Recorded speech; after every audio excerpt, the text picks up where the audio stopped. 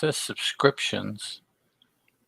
Yes. Pages, manage comic. Yeah, I bet this is letting me see it looking at that web address because it's yours.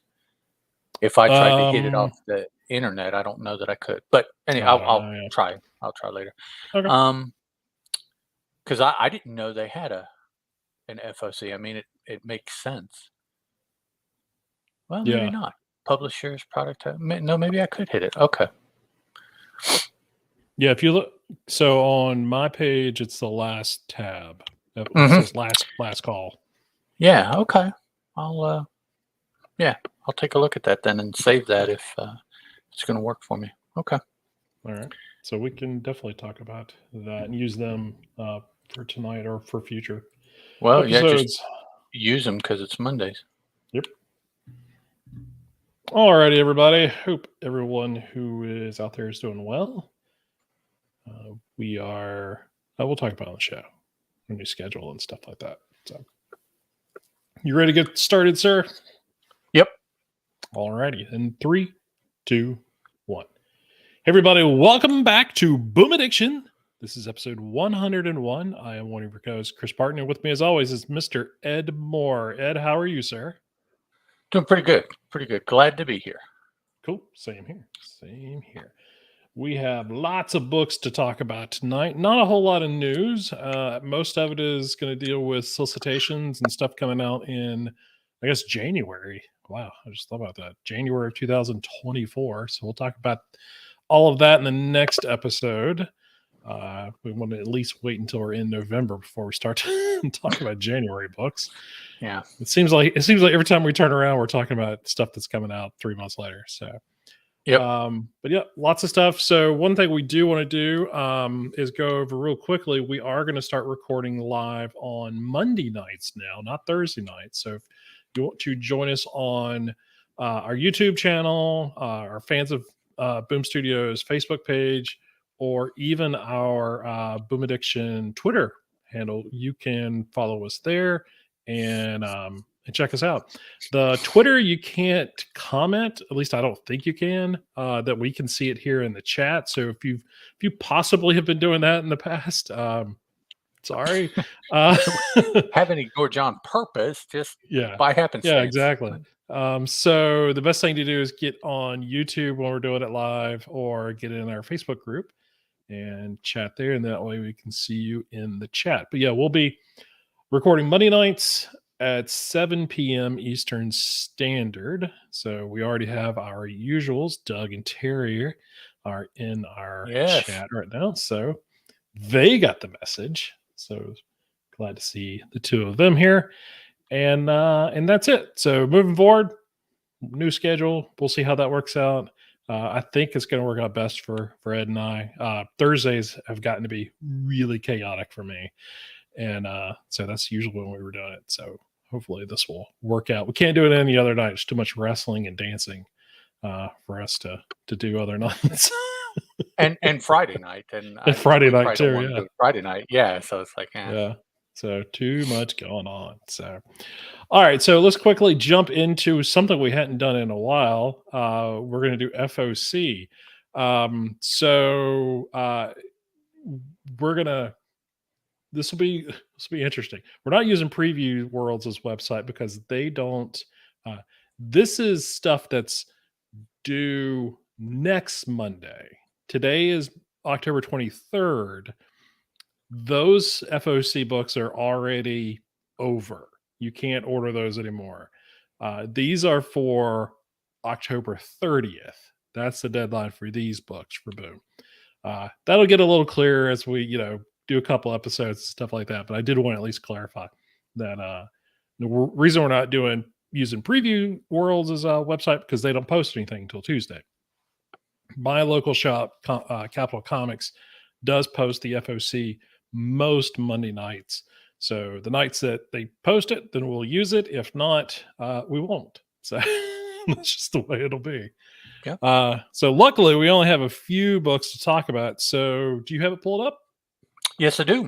Would you like we'll be looking at Expanse, the Dragon Tooth, issue number 7 of 12. They've got an A and a B cover. I think that's pretty consistently what they've been Yeah. dropping, are just a couple covers for that one. Yeah.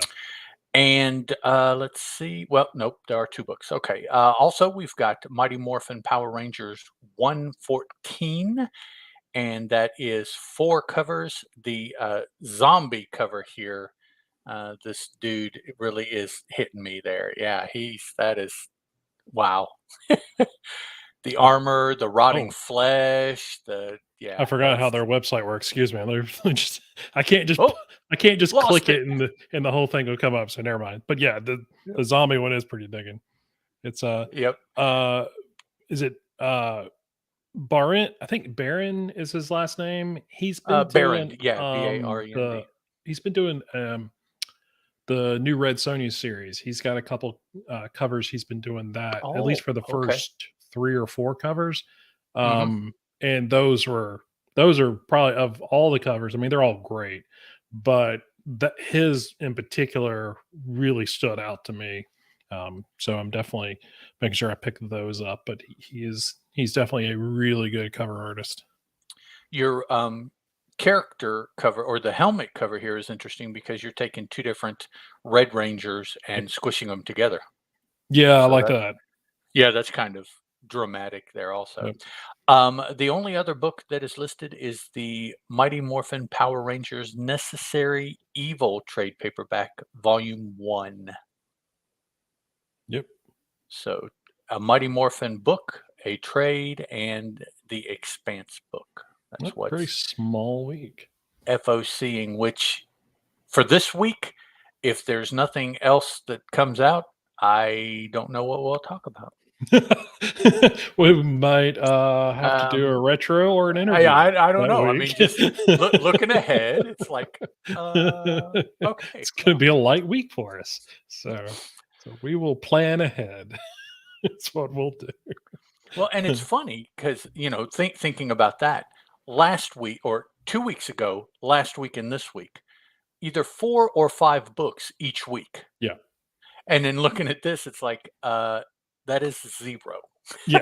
So it's like, That's like really uh, small. yeah, how did that happen? But yeah, so Yeah, I'm doing a quick look on League of Comic Geeks for because I've got all the boom books yeah, listed on my pull by the list. release date. And so we've got 4 books coming out. Well, this week in particular, the 25th.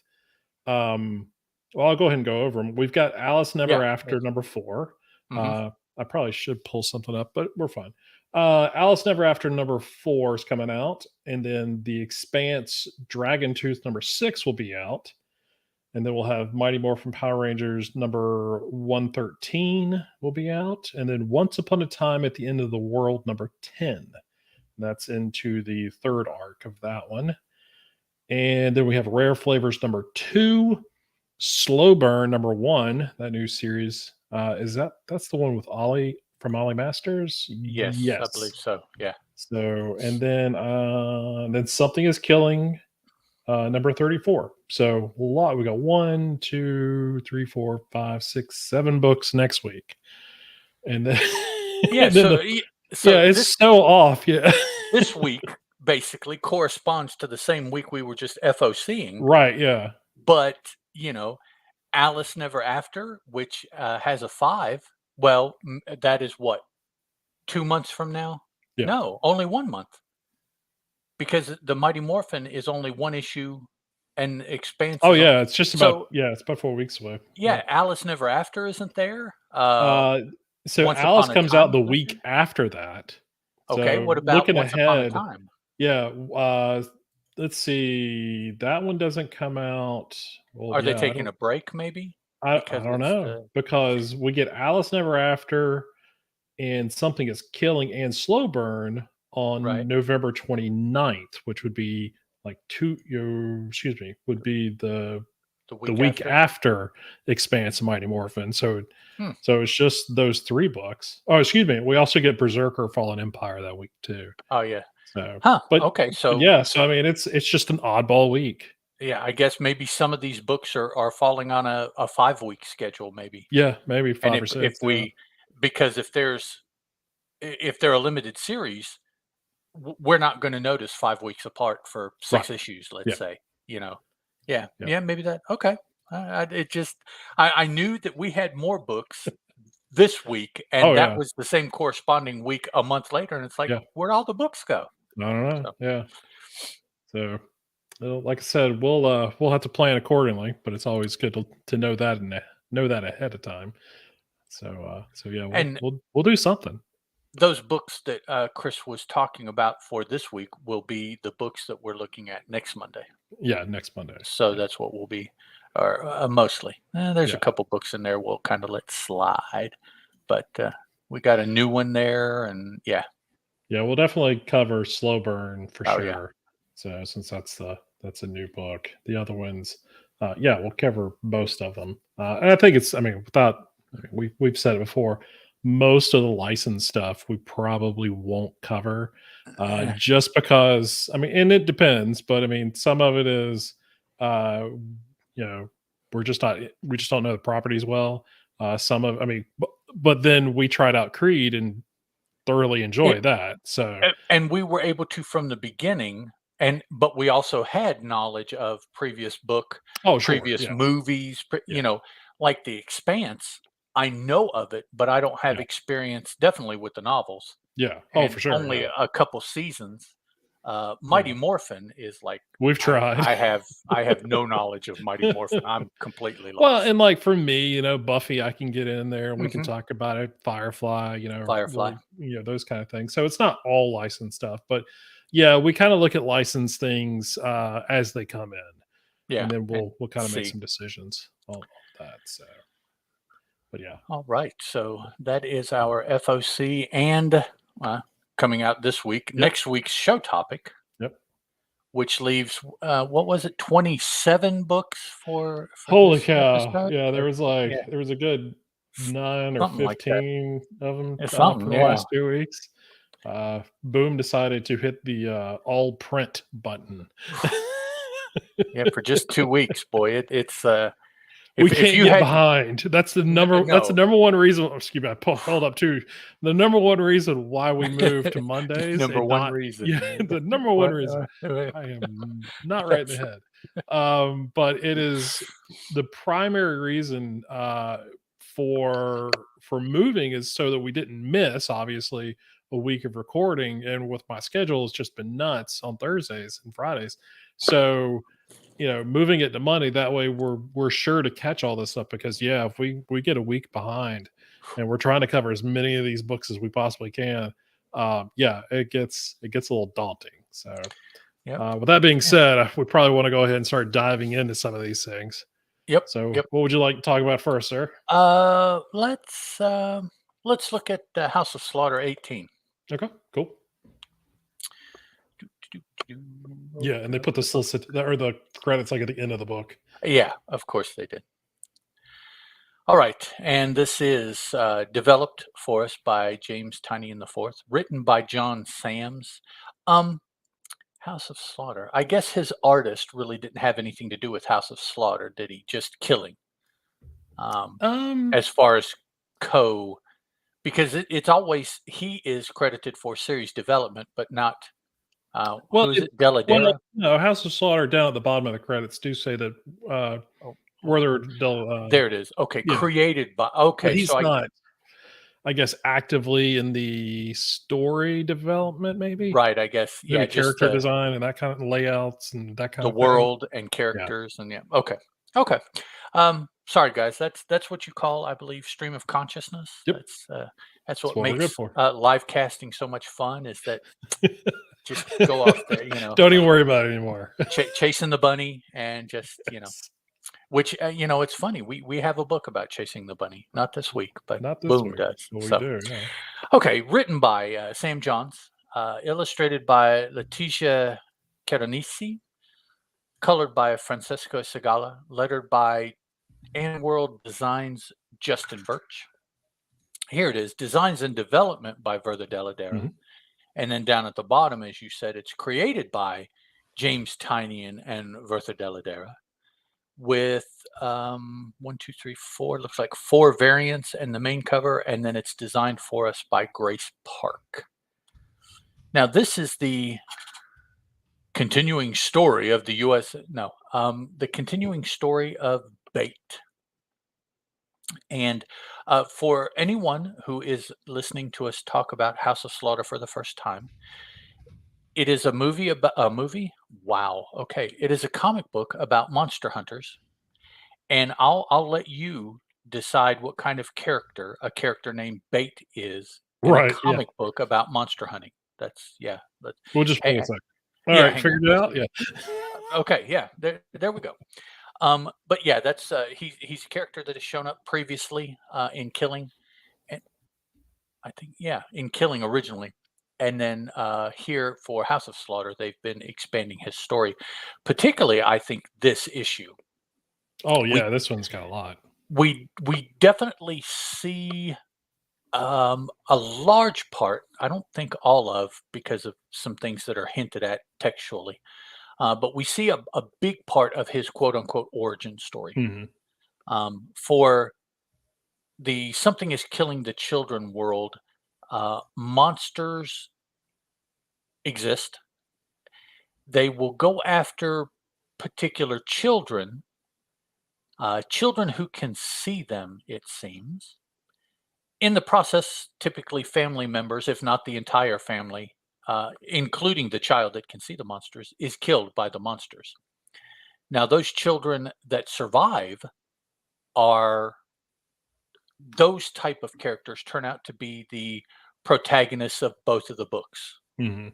for a variety of reasons that they might have survived. What Bait is one of those. Although he survived in a lot, in a he physically was okay. What am I trying to say? Bait physically came out of the confrontation with the monster that killed the rest of his family a little bit physically lesser than a lot of the Right. other children who go on to be monster killers. They all suffer their own traumas. Uh, Most of them are not as physical as his. yeah, he his was rather extreme physical trauma, Yes. but he was not deterred. Neither was the organization behind the monster hunters because they took him in, Mm. trained him, and so this is we see his like I say, we see a large part of his origin. He is on a current mission trying to weed out monsters. It seems that he has been shown night over night killing monsters where he's at. So you would presume, well, that's what he's there to do is to kill Mhm. monsters, and he is shown killing them. So he's, that must be his current mission. It's been hinted at, and it was really hinted at this issue that maybe the monsters that he is there to weed out are not external to his environment. Maybe he is in with the monsters. There Mhm. is a phrase that is thrown out pretty early on, I believe, that there is a fox in the hen house. Right. Um, Yeah. and the, the the connotation is the same here, but it's meant in a little bit different way. Well, I took it. Now, maybe it's not. Maybe we will find out that no, Bait is truly the fox. And Mhm. we'll have to finish the story and see. But I think that what it is that the situation is a fox in the hen house, and Bait is a third party to Yeah. that phrase is how I think things are going to turn out to be, but we don't know that for sure. Um, the book opens that some folks that Bait works with is doing some research on them. Um, Chris, because they're not wearing masks, are we supposed to know what families they belong to because of the colors of their eyes? Well, I thought about that. I also assumed that they were the Azure masks, Oh, the data okay. people. Well, um, But I'm not Nolan is it? 100% sure. No, is it Nolan? Yeah, Nolan probably would be. Yeah. That's the guy, right? Nolan. Yes. Yeah. But then someone comes in, and I never catch her name. It probably was last issue. But she has red eyes, and the way she's talking, I don't think she's Azure. But that's just a Right, thought. because he's very strict on the information. Like he doesn't like she's trying to give him gossip and he doesn't want anything Hmm. to do with it. He wants all data, give me Right. facts and stuff like that. So yeah. Yeah, with the red eyes, that did sort of throw me off. So I'm thinking possibly that she's with the white masks because Okay. most of them have red eyes. Well, let's keep going. Bait has blue eyes. Right. He is a black mask. No, he's a white mask. Yeah, he's a white mask too, yeah. He is So that's not visited. true. Yeah, he's visited on scene by Paris and Tybalt, who both have yellow eyes. Yeah. I would assume that they were the same mask he was because they're kind of checking up on him. Right. So there's two different color eyes, and then Mhm. potentially the girl that comes in on Nolan, if she is a white mask also, she has red eyes. So that's Yeah. three different color eyes, Yeah.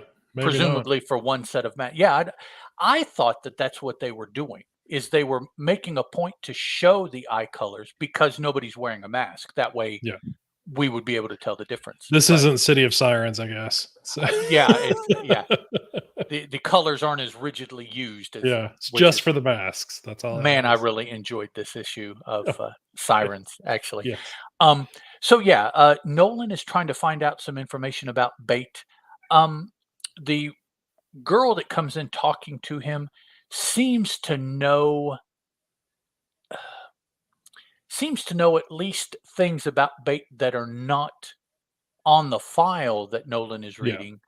Although she may know the file as well. She may know enough about Bait Yeah. that all the knowledge that the family has about Bait, she also happens to know, but she knows more, directs Nolan through some of the different files, here, go here, look at that, pay attention to this, now go and check this, leading him to something about the autopsy results by the external agencies relating to the people that died when Bait was initially attacked as a child. Mhm. Well, he's still a child, but initially attacked, um, which was by a monster also, I think, that we've not seen before, have we? No, not this sort of centipede looking Yeah, thing. that's Yeah. what it struck me as, a centipede, millipede, only Yeah. much bigger. But yeah, so Which those things freak me out anyway. So to see one that scale, I was like, oh, that was yeah, that's fun. that's definitely one that would stick with you. That's yeah. Yes.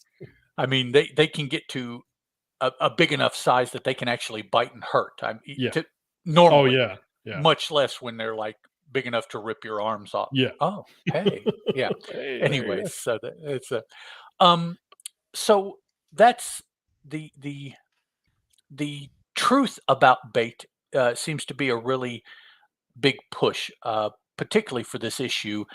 I didn't necessarily get that for the whole story, but in that it was pushed in this issue, I would assume that that is the point of the Mhm. whole story now, is um, to root out the truth about Bait, which Yeah. we know so little about Bait to begin with that anything is going to be the truth about him because Mhm. we don't know otherwise yet. But that's basically, to my mind, the story. Bait doesn't really know what's going on with the location that he's at. Like I say, he is hunting every night, killing monsters. Yeah. Um, Perhaps from what Nolan and this other woman back at home base have to say, maybe the monsters that he's killing are not the monsters that he was sent there to kill. Well, and So the 2 that show up, at the house and sort of not interrogate Bait, but I almost say antagonize him. yeah, they kind of Um, needle him. Yeah, yeah, they make it out to be that maybe this isn't like one monster that's come here to kill. It's a bunch of them that use this house to kill, that, you know it's their base or their nest right. or their Yeah, it's a so nest of some kind, yeah. that would make you think that, well, then it must be the people in the house that he's shacking up with that are Yeah. that are the target or are supposed to be the target. Right. And of course, I think we discussed this last issue. If that turns out to be the case, it's going to be a female that Bate has a feeling for because it reminds him of who in this issue I believe turns out to be his sister Yeah. or Yeah. was his sister rather. Yeah. Um, he has an affinity for her, and so of course, having read literature of this sort for far too long, that Oh would be yeah. the person who's going to be the bad guy is the one that Exactly. he's yeah. So We're just waiting for it. yeah, I'm still expecting that. They didn't allude to it too much, I don't think. There was a scene at the end of this issue, but I didn't get that same evil warning soundtrack in my head when I No. read that No. as I did the previous issue, in a similar scene when he Yeah. was with her. Oh, we So, definitely got it last issue, but yeah, eh, not this one at all. yeah, this one seemed a little bit more normal, Yeah. almost. So, Yeah. uh, I I'm enjoying it. It's starting to yeah, I'm giving the sign here, starting to stretch out a little bit too A long, little I bit, think, yeah. for me. Yeah. Um, we need to I mean, wrap this up. this is only the third part of this arc, but yeah, it does seem like I get it seems like there's two sort of motives for this story. One is the story itself that we're getting with him, investigating, but then the other part is to provide sort of, an origin or some history for Mhm, Bait. And we got a lot of it in this issue. I don't I don't recall how many parts this one is, but yeah, I don't want it to go too long because I enjoy this character too much. And unless he's going to be the focus for something bigger down the road, right. which I mean, they Tynion's done a real good job of, I mean, John's sorry has done a real good job of sort of spacing these stories out 5 6 issues, giving sort of, I guess, a much more meatier story with a lot of different avenues coming in than just one sort of straightforward story. There's a Mhm, lot sort of building to it. So, I mean, I'm good with it so far. I mean, I haven't, nothing has made me cringe yet or anything like that. Like, oh, were we done yet? Yeah, kind of thing. right. But yeah, I don't, I just, it's one of those things when you enjoy something, or at least when I enjoy something like this, I just don't want it to go too long. Right. It's that 2 hour movie that actually they made it into 3, and I'm like, "Oh, why did you do that? You 3 could have been hours. so much better." Yep. So, Yeah, yeah. that movie that just released this weekend is like that, right? 3 hours and 50 minutes, I think. Which one's that? Um, the new DiCaprio movie. Oh, really? That one's I didn't realize it was that long. I think it's his movie. Yeah, it's Uh, the, with, was it De Niro in it? Did Scorsese direct that one? yeah, I think that's the movie. I know the movie you're talking about. I just can't think of what it Yeah, is off the top of my head. The name Mike of it. Mike Myers, went and saw it, and he just made the comment on Twitter, very long, but then I saw Oh, okay. somebody say something today that it was like 3 hours and 50 minutes or something like Oh, that. wow, I'm like, jeez. in a theater for that long, That's a long time. that's a big That's ask. Now, if I'm yeah, home, 3 hours and 50 minutes, no big deal, yeah, but, not a problem at all. yeah, Yeah, that's definitely probably gonna be one, well, definitely that'll be one that we watch here at the house. yeah, that's We've kinda cut back on the theater watching, so, oh, you have? um, But but yeah, but yet you're gonna go see a movie this Thursday, aren't you? maybe, See? so, Interesting, yeah, wanna when it's go just the wife out and when it's but just the wife and I. but movies always break on Thursday. What a coincidence.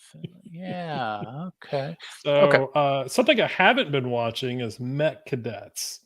Ah, So let's talk about issue number boo. 3 just to Okay. make this really, really Mech bad. Cadets.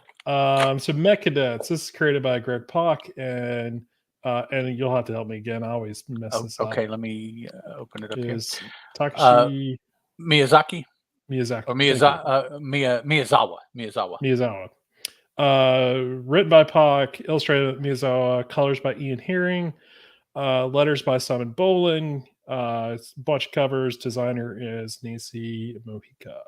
So we ended last issue. I felt like this was like issue 4. I was like, why are we only on 3? I like felt so much had already happened in this book. Seems like it, yeah. Yeah, so the last issue, issue 2, we were left with, our Mech Cadets who were fighting, the sharks, aliens in, up at the moon, and General Park had raced uh to them to help them because they were in dire straits, and so he gets there and sort of becomes this you know sort of uh I forgot what the word is off the top of my head.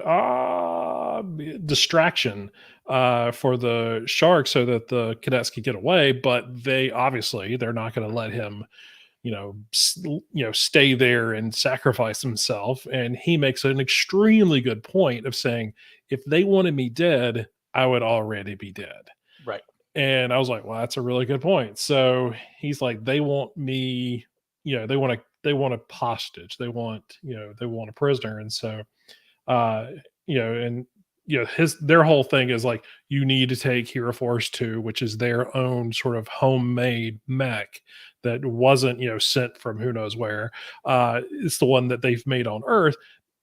It got severely damaged in the previous or in this battle that happened in the previous issue. And so he's using this opportunity to distract them and to get, them to get, to take Hero Force 2 back to the Earth.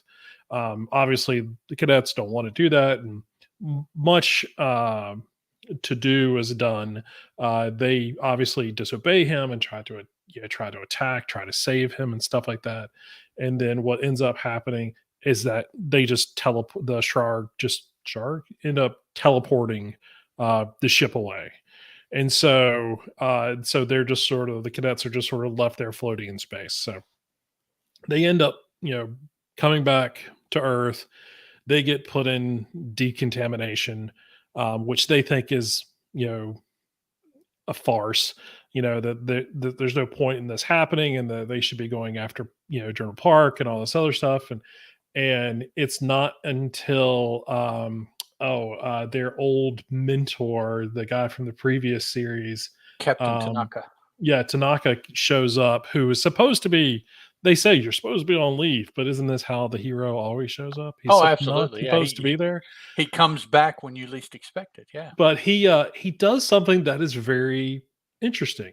And I know of some other characters and other movies and books I've read that have done this exact same thing.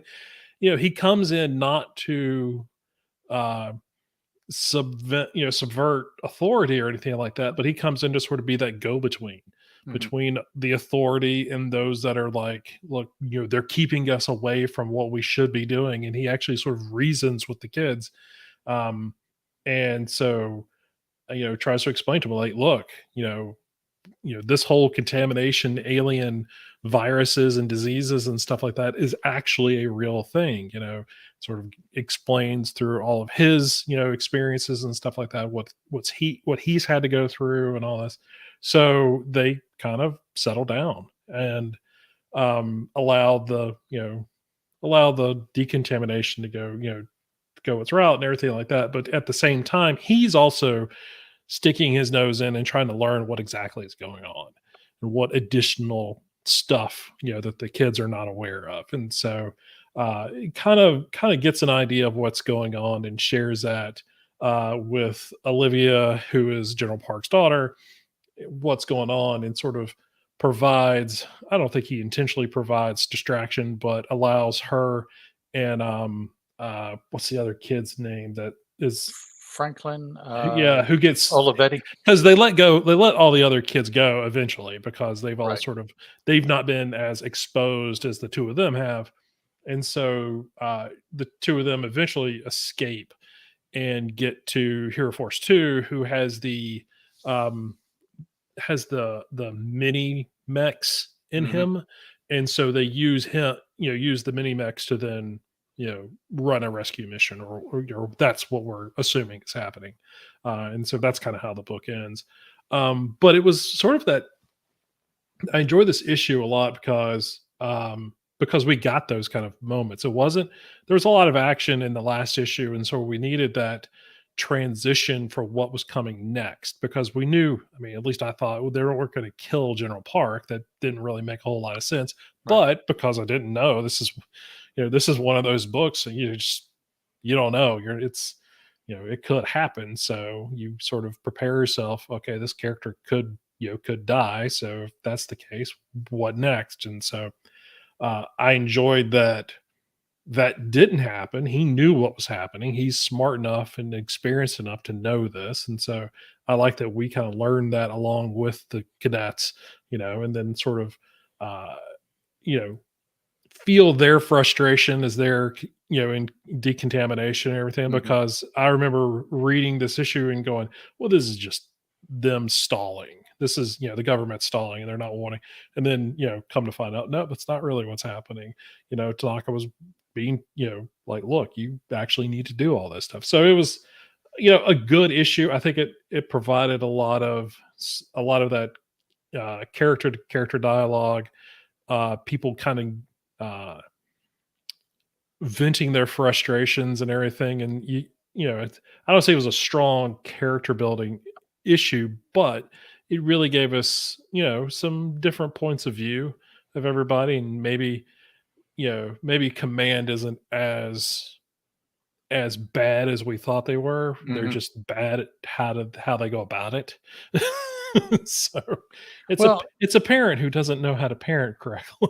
it is the military, and Well, the true. the Yeah. concept is to give order, obey order. There Right. is nothing in between, and there is nothing else. Yeah. So you're dealing with kids that, yeah, as a parent, we know, good luck. Oh, yeah. Oh, for um, sure. Yeah. and that is overlaid on a military experience, and it's Yeah. like, yeah, n- uh, the two normally are going to go a very lot like you're seeing here. Yeah. The Oh, for sure. Yeah.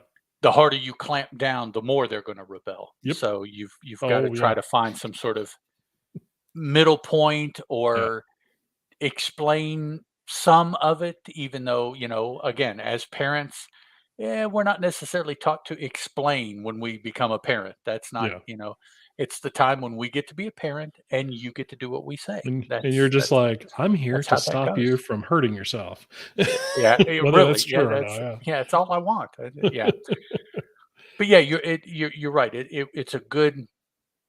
I think the first book was a for this series was a slower book. Yeah. The second book was a faster book, and then this third issue kind of bridged some slower, some faster. Yeah.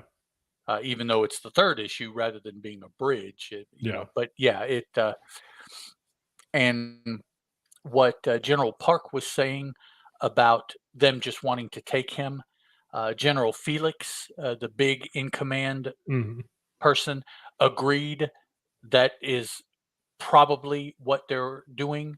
Yeah. They brought up last issue that the Hero Force is all Terran technology. It's not any of this foreign technology, which the Sharg have now incorporated physically into their Yeah. bodies.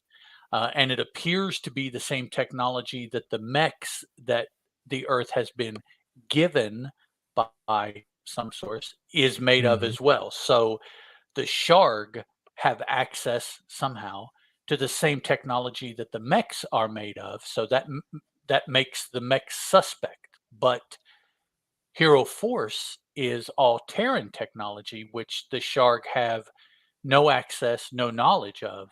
Yeah. But if we get some of their people and we hold them captive, they'll send Hero Force to us to rescue them. We can then get Hero Force Yep. and incorporate that technology into whatever we're doing. So that I think is, and that is just very standard, to my experience, military thinking is, Yeah. that's what they're trying to do. That's what we must prevent from happening. And I do like that we get that way of thinking. I mean, it's not, it's a very clear cut, there, I mean, there's obviously, this is everything's military driven, Mhm. whether it's the ground forces on Earth, whether it's the Shark, um or it's their it's the train of thought that they're using to do what they're doing. And so even though we've got sort of this, these kids and mechs and stuff like that, there's still that backdrop of the military. Right. They can't just go off and do what they're not Power Rangers. Yeah, There's a little more rigidity to what they can. Now, yes, they broke out, they stole the mechs out of Hero Force and all this other stuff. Yes, but there's still a lot of those rules and regulations that they're still having to answer to. So I do like that. It grounds it a little bit. whereas the everything else about it is very non-grounding. Oh, for sure, yeah. Aliens and flying giant Yep. robots yeah. So it gives you that that is the point in my mind of realism is Yeah. military tactics, which once you are of a certain age consuming popular culture in this country, you've been exposed to a Mhm. myriad of ways, and so that is familiar, even though giant mechs and Yeah. aliens may not be, Right. That's not the everyday. no, but yeah. So it definitely has, and I know that the animated series was based off the um, Yeah. first volume or first story, whatever you want to call it. So that had a much more all ages feel to it, I think. Oh, yeah. Yeah. Where this seems to feel they're not trying to exclude younger kids, but I definitely think the writing and the artwork, in my mind, is skewing towards more teen Oh, yeah. eyes Yeah. and teen mind, and so it's not as oh yeah, let them get away with it, Right. There's things like that. consequence to action. Right, Yeah. and it's more the framework is more of an adult framework, Mhm.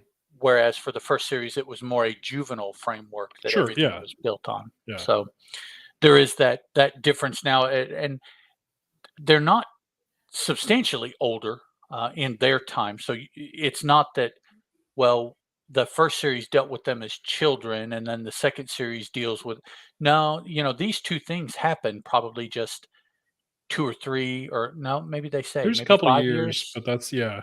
Yeah, Yeah, there was a couple of years difference, yeah. that's about it. Yeah. But yeah, good, and you need to watch I the know I need to watch it. show. I So need to watch it. Trust because me. you're gonna wait, and it's gonna leave. It won't be on there anymore. No, it'll be a second season. That's what I'm looking for. Oh well, I Give me a haven't even second heard season. that announced. No, I haven't either. So Well, then if it's a second season, it won't make any sense unless you go watch the first. I So if you go watch the first, you'll be set up for that. You'll be ready to go. All right, let's move on. All right, let's take a look at. Let me find it here. Sirens of the City 4. That's what I thought. Very, very enjoyable book. I'm liking this world quite a bit. Mhm. Things are hitting the fan this issue too. Oh, So, yeah. There's a lot going on. which I guess they should, because there's only It's only one what, more issue to go. 5? Is it 5 issues? I think it's Yeah. 5, yeah. So this is a story brought to us by Joanne Starrer, illustrated by Carrie Rudolph, lettered by Ann World Design, which means it could have been lettered by multiple people. Mhm. Many variant covers, logo designed by John Hill, overall designer Grace Park.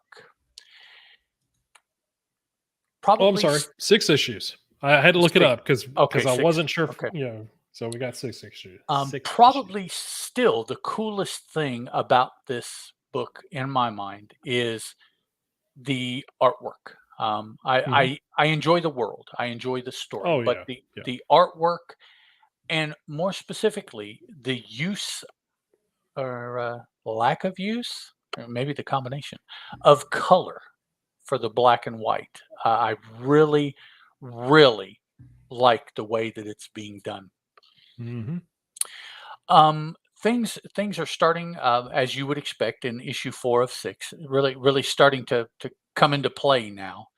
Um, Layla, who is our protagonist, this world is inhabited by what we have been taught to term monsters. Primarily, we have been shown that there are sirens, there are incubi, which is the male equivalent of a siren in this world. There are werewolves and there are vampires. Maybe more, probably should be more, but that's mainly what's in this story. Well, and one other person, which I'll one other creature, which I'll get to, which is like the coolest part of this story yet in my mind.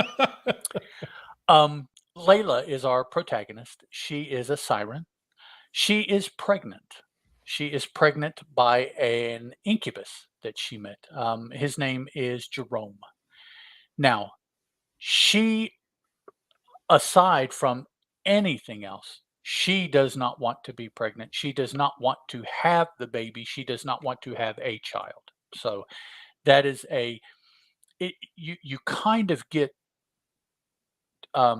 pulled away from that in the fact that there are monsters. They live in a world and they're monsters. Um, and the reason I said it twice for those of you that can only hear is because I threw up the quote marks. Um, so you're focusing on the monster aspect and the infighting of the monster. Sociologically, the gist of the story is Layla and her child. Some people want her to have it. Some people don't, including herself. So that is the human, I guess, story. The fiction of the story is all the monsters. So those two are playing with each other. They're not really playing against each other, but her baby is very much a focal point of the story. Her thoughts of the baby are not necessarily focused on extensively.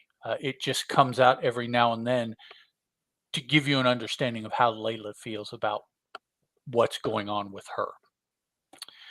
The problem is that an offspring that is the offspring of a siren and an incubus is not supposed to be allowed because one creature having the powers of both succubi and incubi would be able to hands down control the monster world, control the entire world, even Mhm. us regular humans, which are easily controlled in any number of ways by these monsters. So I mean that's a given. Controlling the monsters, though, he or she that controls the monster uh, has all of the power because the Yeah. monsters already can control humans. Um, so that is why there is a segment of the monster population that doesn't want this child to exist because of the potential for the powers that it will have over everyone. Um, that I mean that's the main part of the story. Yeah. There's give and take. There's push and pull about different aspects. At the end of this story, we see the head on of a war between the sirens and the incubi over the control of Layla because she has this child growing inside her that potentially could have the combined powers.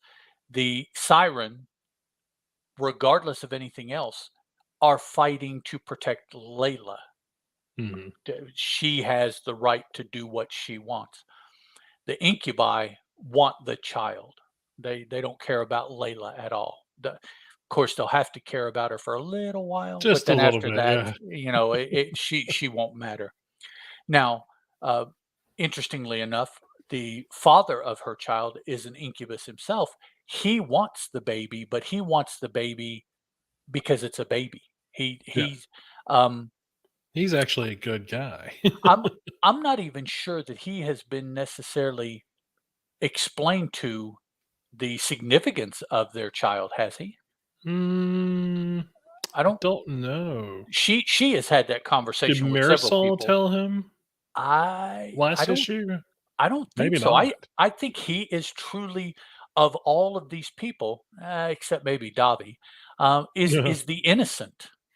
He he Maybe, yeah. he is a father who has a baby who cares for the mother and wants to have the baby. It's all Yeah. everything about Jerome's story seems to be on the human level.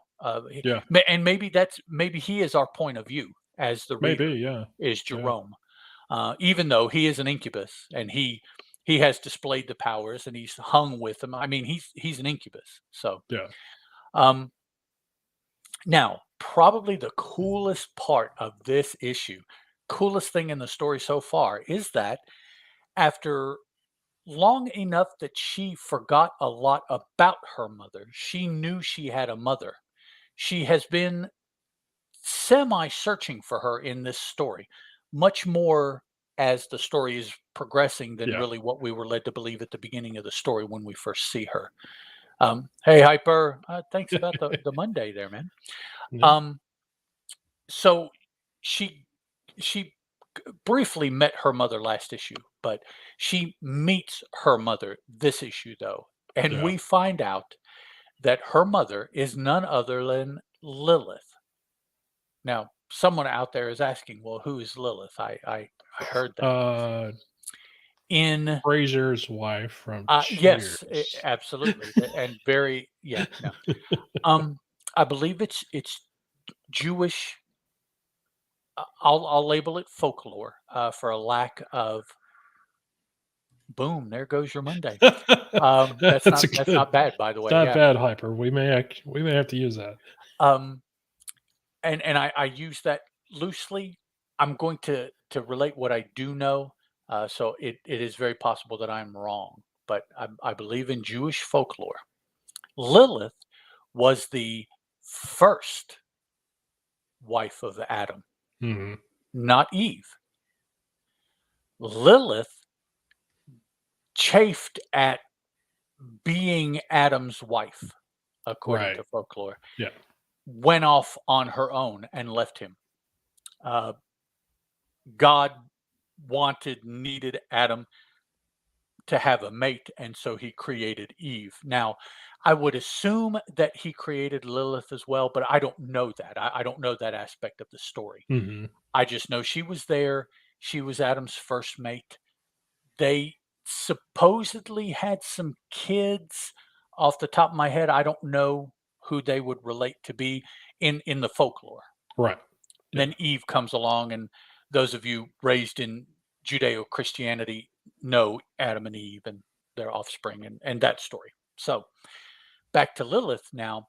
Uh, because of the way she did everything in this story, I don't know how this applies to folklore, but in this story, she was cursed by God, by the Maker, to suffer uh, in bringing new life, bringing children into the world because of how she handled that whole being with Adam thing. And her curse was not just that her childbirth would be painful every single time. She would be in constant pain as far as giving birth to children, but the children would not be human children. You can call them monsters if you want, whatever they are. But basically, then what that means is that Lilith, who is Lila's mother, is the mother of at least all of the sirens and the incubi, Yeah. probably all of the werewolves. We do learn that she is not the mother of the vampires. Right. Yeah. Vampires are created, we're told, which in our pop culture monster knowledge, we kind of know that. Although I've always thought that there were two kinds of vampires: those that were born and those that were created via the bite. Mhm. Um, Monday Boomies with Chris and Ed. No, I like Boom. There goes your Monday better. So um, that is Layla's mother is Lilith. We also were introduced and further the story of Marisol's mother. Marisol is a girl that's been helping Layla with many things. She helped her clue into trying to find her mother, and she knew that Marisol knew that her mother had knowledge. So she helped Layla meet her mother, whose name is Diane Gold. Mm. She's also helping Layla because someone else wants her to control what she wants to do with the body, with her body. So Marisol is helping her in that way. But also, Marisol is a siren just like Layla is. So there's that blood kinship, monster Yep. blood kinship that she's helping with too. So at the end of this story, the incubi, led by a real hoser dude, man. He's just yeah. Um, and there is somebody pulling their strings. Yeah. The the incubi. You thought it was a particular person, but I believe that person turned out to be human, and the incubi got tired of working with him, although initially it worked like maybe they were working for him, but we find Yeah. out that they were working with him because he said he could lead them to Lila, give Yeah. them Lila, and it never he wasn't able to do it, so they ended up killing him this issue Yeah. actually. So we now you would have to believe that the incubi are being directed by someone else. I Somebody don't else. know. Yeah. Is it going to turn out to be Lilith? Boy, that would really be a head cluster there. It's gonna be Adam. Oh, A because dark he's Adam. right. He's getting back at Lilith for the Yep. way she treated him Mhm. in the way back. So the incubi find the lair of the sirens, which is what they've been looking for because they figured that that's where Layla went, is to be with her people, Yeah. to find help with her people. Marisol's um, well, the Marisol was like the adopted daughter of the leader of this tribe of, because it's not her real mother. Her real mother Right. is this Diane Gold character. Yeah.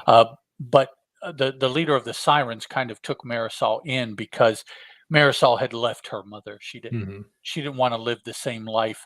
Marisol's living on the street.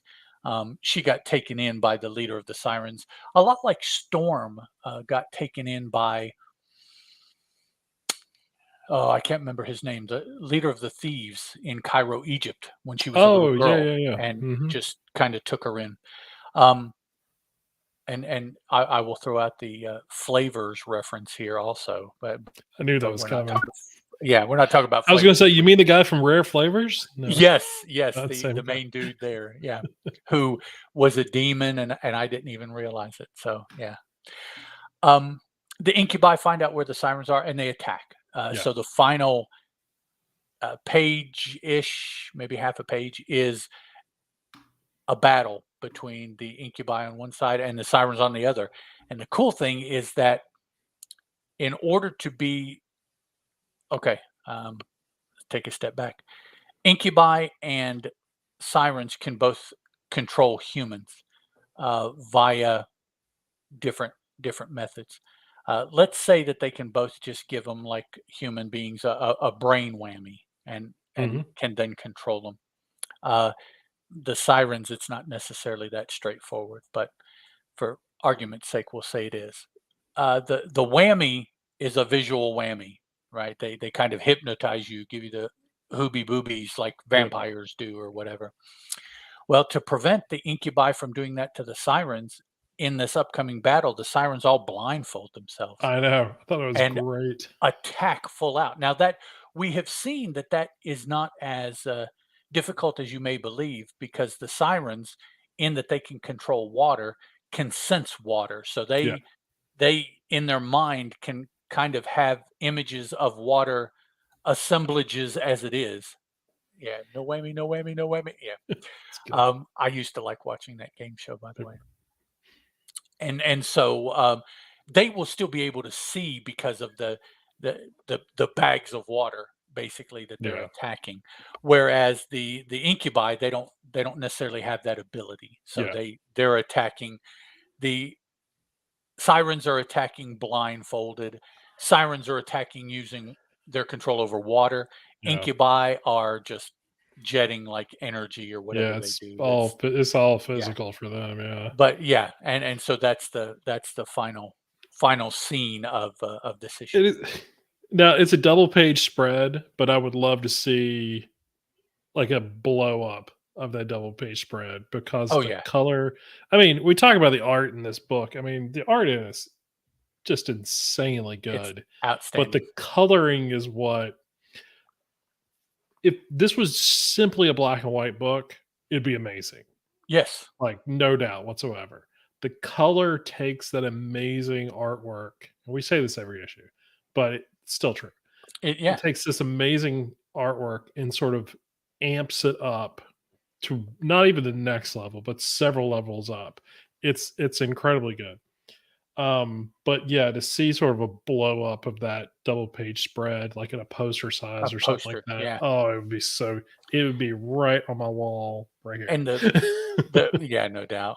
The cool thing about the usage of color is that each of these creatures that I said, sirens, incubi, werewolves, and vampires, have one color associated with them. Yeah. And you immediately know which of those four creatures someone is or Mhm. not by the judicious use of this color somewhere Yeah. on them. Layla, it's in her hair. Um, Jerome, when he gets mad, his eyes get red. Well, and it's his jumpsuit. I mean, like, his whole Yeah, it's red. crew's Yeah, jumpsuits are like his red. whole this whole crew, they're just covered in red. Yeah. The sirens are blue. Those are the two main opposing forces. Yeah. Werewolves are, was it green or They're like a yellow? greenish yellow. And then vampires, it's like a violet or a purple. Yeah. Uh, Sometimes it'll be in the eye, sometimes it'll be in something someone's wearing, but Mhm. you can tell. And that's it. Everything else in the panel will just be black and white. Yep. So it's very, the color is very spotty used, but Yep. it is used to just wonderful effect. Oh, yeah. Yeah, and like I said, I mean, I would dig this book. Like, I really enjoy a very well done black and white Oh book. yeah, Like, yeah. I really enjoy that. Now, and the subject matter could be whatever. I mean, because black and white sort of lends itself to so much, but something like this, I would have been perfectly happy with a black and white book, and was sort of shocked by the first issue, it being black and white, and then all of a sudden, he was like, "Oh, look, well, there's Some this color, some little thing." color. Yeah, it was Yeah, just sort of dotted along the way, and I was like, "Oh, this is gonna be something special." So, yeah. this is, yeah, and it just, I I really would like to have been, or maybe still continued, although it's probably done. But during the process, hearing the conversations of where they Oh, were yeah. going to use the colors, Mhm. because that would have been, you know, always my question would have been, oh, why? Right, You know, yeah. why there? But yeah, it's just, This is it's very this is different. a pen and ink that needs to be color. Oh my gosh. Oh my gosh. Like, just give me Randolph's, like, sort of, I want the whole book. I just like, this is for this, and this is because of this, and this blah blah. Yeah, I was Yeah, just, oh, it'd be so good. that'd be So awesome. good. All right, what do you want to talk about? All right. So that's let's do brief. We'll do a brief discussion about Firefly, the Fall Guys. This is the second issue Okay. of this new series. Written by Sam Humphries, illustrated by Jordi Perez, colored by Francesco Segala, with color assist by Gloria Martinelli, lettered by Jim Campbell. Several covers here, and designer is Madison Goyette. Now, just keep in mind, we say several covers and stuff like that because they all vary and they're all over the place. You can look them up. If we just tell you creators and stuff, they're covers. I mean, so I think they deserve to be looked at.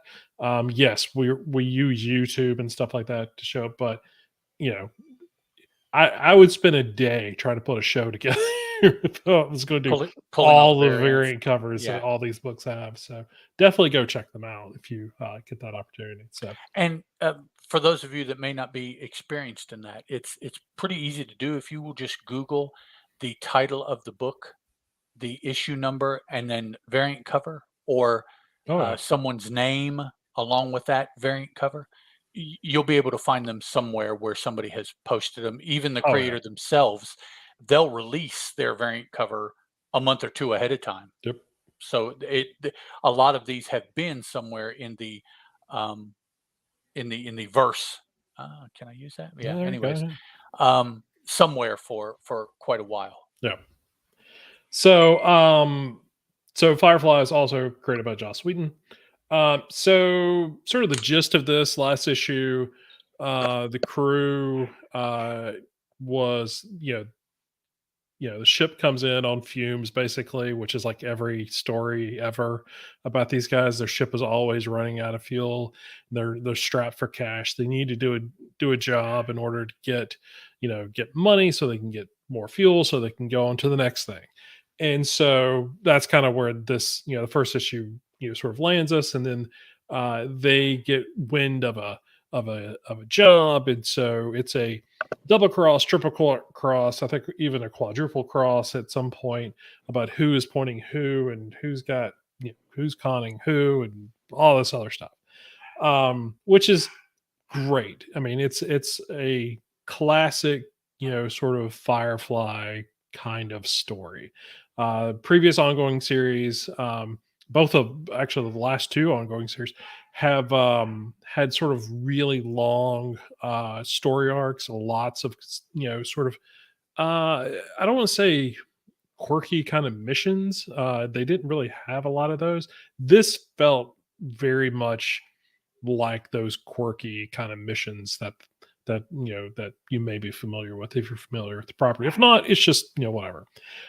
So what ends up happening though is at the end of the issue, they discovered that they are going to be framed for the murder of uh, the president of the federation or whatever. I forgot what they call them in Firefly, but the president of whoever's like in charge of all the planets, which is fun, because that's a assassination job that you want to be framed for. And so they're trapped in the building, and so that's just sort of how we're left at it. Now this issue opens up.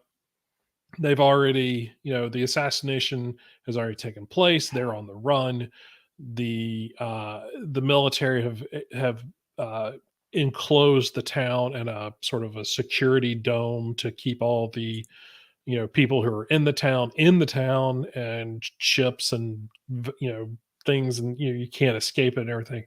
But the ship itself, which ended up having River and Simon on it, um, they had them escape because it would be better for the ship to not be there, and that the rest of the crew would just eventually figure out a way. It would be safer that way.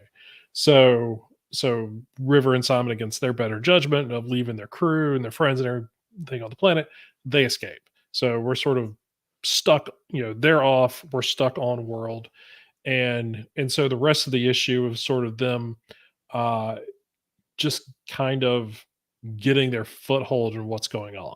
Like, you come to find out the president didn't get assassinated because of some quick thinking on the crew's part and stuff like that. So but it's they know the military know exactly who's on the crew and who they suspect is or the shooter or who is the shooter.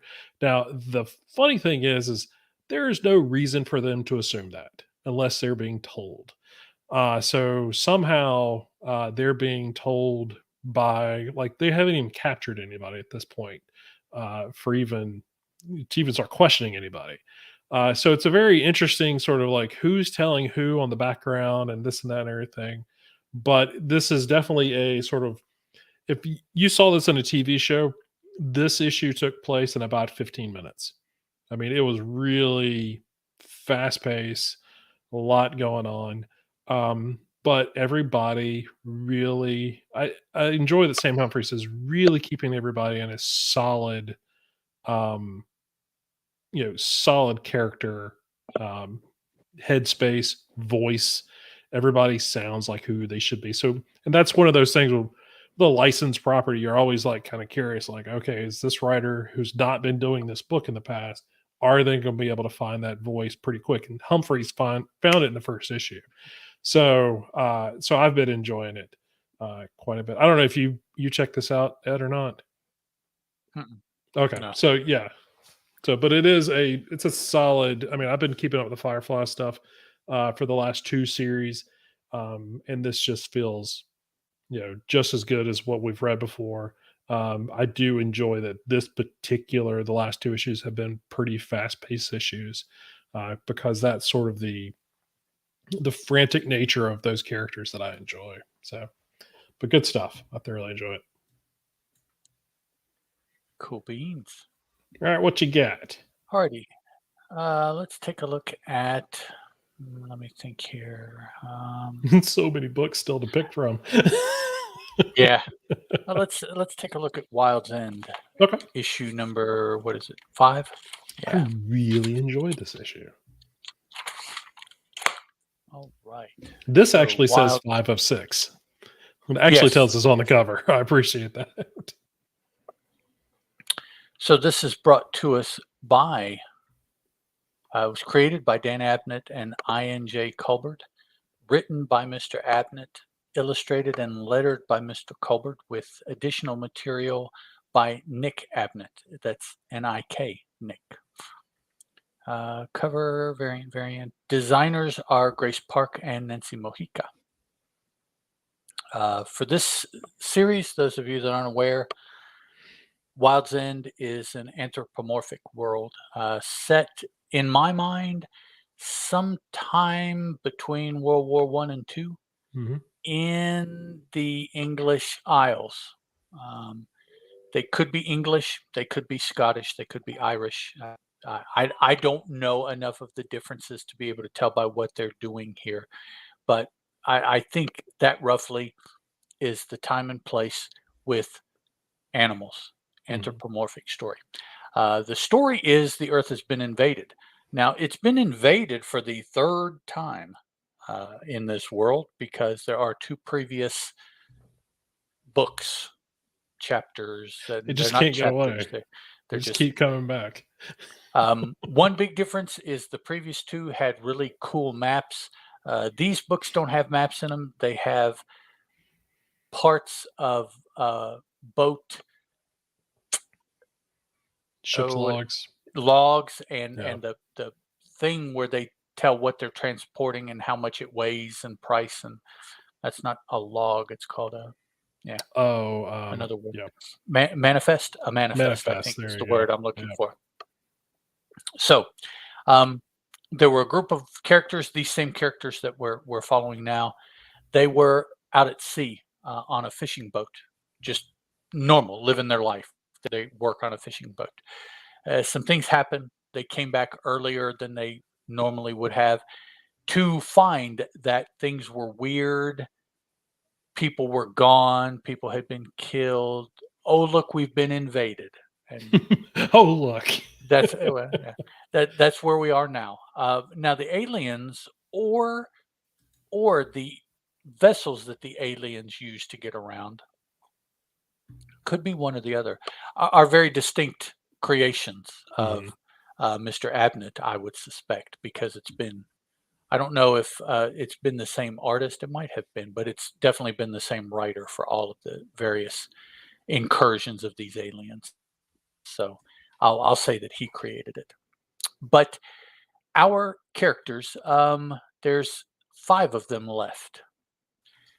They have decided that the way to handle what is going on is to fight back. Now, one of their members doesn't want to fight back, wants to just go scuttle in a hole and let everything go on and settle out how it's going to settle out. The others overrule her and they want to fight back. So they've come up with a plan. A couple of them went out to see if they could locate another gentleman who they believe would be able to help them. The other Oh boy. 3 do what? I just went, oh boy. Yeah. Oh, yeah, yeah. It's interesting. Yeah. The other 3 stayed, and they're preparing a part of the plan that is forming. They don't necessarily have a set plan because it depends on these 2 that went out, Mhm. either finding what they're looking for or even coming back because of aliens everywhere. So we have Flo and Bernie and Skipper that are at a lighthouse. What they're going to do is they're going to get the lighthouse working, and they're going to use the light at the top to distract the aliens, to get the aliens' attention. And then when they have the aliens' attention, hopefully it will pull them away from a location that the aliens are working on. Looks like they're working on some sort of beacon or some sort of communication device to communicate with more of their kind or something like that. We don't, I don't believe, have knowledge of this going on anywhere else in the world. So No. these may No. be the only people fighting the aliens on the earth right now, because this is the only place that the aliens are potentially. Hmm. So if they can stop them, they stop the invasion. The plan is to destroy this device, communication device that the aliens are trying to build. That's what Eddie and Steve went off to try to find, is a gentleman named Tom, Old Tom is what they called him, who had a propensity for explosives, it seems. And so we'll go and see if he has any explosives or knows where any are. They Sure. already tried to find some explosives earlier, and that kind of failed because there's too many aliens. And so this old Tom lives off by himself, up in the woods, up on the mountain, where have you. He has a propensity for explosives, so I bet he has some. We'll go see if we can get some from him. So they're going to light the lighthouse, distract the aliens, transport the explosives, plant the explosive, destroy whatever the aliens are trying to make. And then I don't know. They don't know either. Yeah. That's good. There won't be any more aliens coming, but there will still be aliens that are fully capable of killing them still here. So I guess it's a one problem at a time kind of thing. I guess so. Yeah. Yeah. So that's the plan. So Flo and Bernie and Skipper, they do get the lighthouse working. So that works out. Now, Eddie and Steve are successful. They get to Tom's house. Tom does have explosives, but now the explosives are in the form of an unexploded water mine. Right. Yeah. The big ball with the Those- thingies that press in that cause it to explode. And he's got it in a shed or his garage, suspended, because you can't put it down because it'll push in those plungers and cause it Yep. to so he says it washed up on the beach, which interestingly enough didn't explode it, but yet he Right. felt it necessary to suspend it. So Yeah. okay, whatever. I'm being too I, picky. I did. I did sort of like, did it? Yeah, I'm like, okay, well, it didn't work then. Yeah, so he thinks, after talking with Eddie and Steve as to what they're wanting to do, he thinks this is the perfect thing, this unexploded mine. So the three of them, Tom, Eddie, and Steve, using Tom's car, transport the mine very slowly in a old beater car over rough, nasty roads. Yeah. So I picture in my mind these old movies that I've seen of cowboys transporting nitro on the Yes. back of the wagon through ruts and too fast and too slow, and the bottles clanking in their Yeah. all of that. Only instead of the nitroglycerin, picture a large unexploded water mine. So undersea mine, I guess, whatever those are called. So the that crew hasn't gotten back really in what the lighthouse crew thinks is the appropriate amount of time. Right. So they talk back and forth, and some number of them go out to find, were they successful, Mhm. were they not, were they killed somewhere along the way, what we need to go out and see what we can find to find out what's going on. Well, they do meet them. It's just taken them that long to get down there. So they meet. They end up leaving the truck for a little while because they don't want to take the truck all the way back to the lighthouse, and then from the lighthouse all the way to the communication tower that's being built. So they kind of leave it somewhere, kind of camouflage it, go back to the lighthouse, talk, work out the plan precisely. They have everything timed. So several of them take off in the morning in the truck. Little discussion as to who should go and who shouldn't go and why they Yeah. should go. Yeah. So the crew goes. It's timed at a certain time. The lighthouse crew will light the light in the lighthouse. It works. It distracts the aliens. The aliens go to um, investigate, intercept. According to the skipper, turn off the light. He has a theory about light because these aliens use light as well. Mhm. Um, they seem to function best actually at night more so than during the day here on Earth. Skipper's theory kind of plays into that. Fortunately, it turns out that his theory must be correct because the lit lighthouse does draw the aliens, much like you would expect given his skipper's hypothesis about light. So they've drawn the aliens. The other crew is transporting the mine in the car. It's getting closer. The car gets stuck. Kind of a dramatic moment, as dramatic as a sequential art can be. I realized what they were going for, but I was Yeah. like, yeah, okay. Too bad the car S- got stuck. Stuck in the But mud. yeah, it's a, It's like, but they get it going again. And just as they get to a position where they can finalize setting the mine, they realize that all of the aliens that were working on this communication tower did not leave to go search out the um, lighthouse light, that yeah. there was a quote unquote guard, if that's what you want to call it, left behind. And that is the final panel or two of the book is the discovery. They discovered the alien. I'm not 100% sure that the alien has seen them yet. Right. Yeah. And the aliens approaching the lighthouse, which you would assume is not going to work out overly positive for No. our people either. So you've got now two situations where the aliens could be in a position to win both of these equations, if you will. Yeah. Yeah. And so that's where we leave off chapter 5 with, you said, one more to go. Yep. One There's more to 6 go. books. So something will happen. Hopefully they'll win. I would hate to Oh think that yeah. our people lose, but Yeah. I don't know. Maybe they'll lose the lighthouse, but win destroying yeah, I don't know. Yep. I fully expect Skipper to die, to be honest with you. Uh, Uh, I I just would hate that because he has done nothing throughout the last couple issues but try to say his I need to say this. I've been meaning to say this to Mhm. various people. So yeah, it's kind of slightly being telegraphed.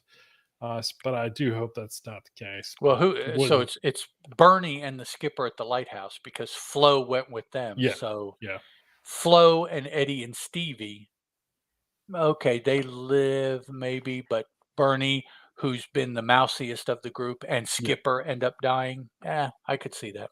yeah, yep.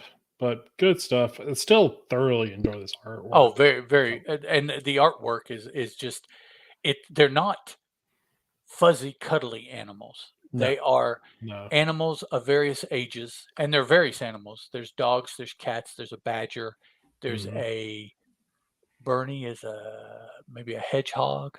Yeah, something like that. Or yeah, think So hedgehog. Skipper, Stevie, Tom is a bulldog.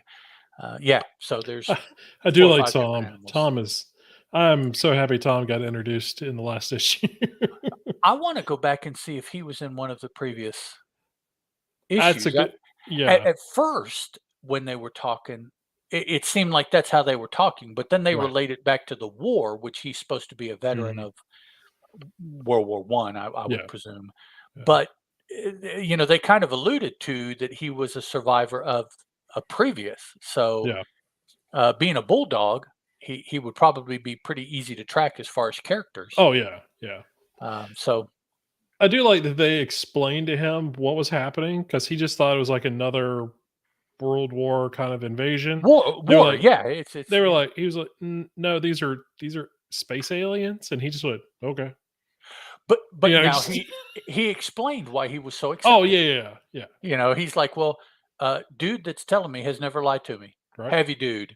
No. Are you lying to me now? No. Well, then see, I believe him. Yeah, exactly. It's like, It's just oh, clear cut. okay.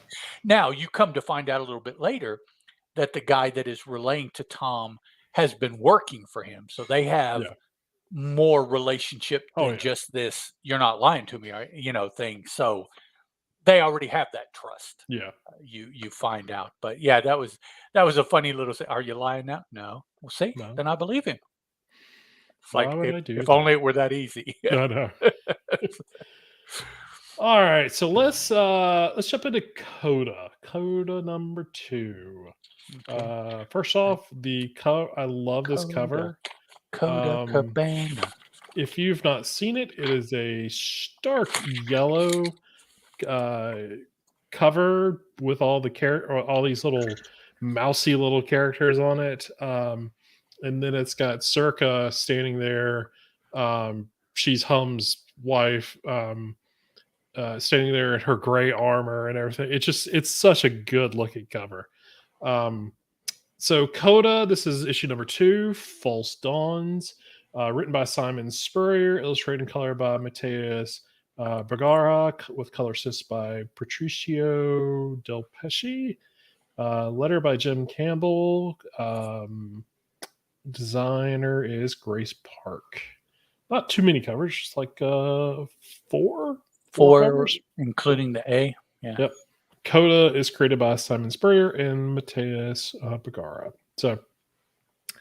Um, so, so it's the end of this issue that really I enjoy, that I saw coming a mile away. So these nomads that Circa is with, they have been destroying the land, the landscape.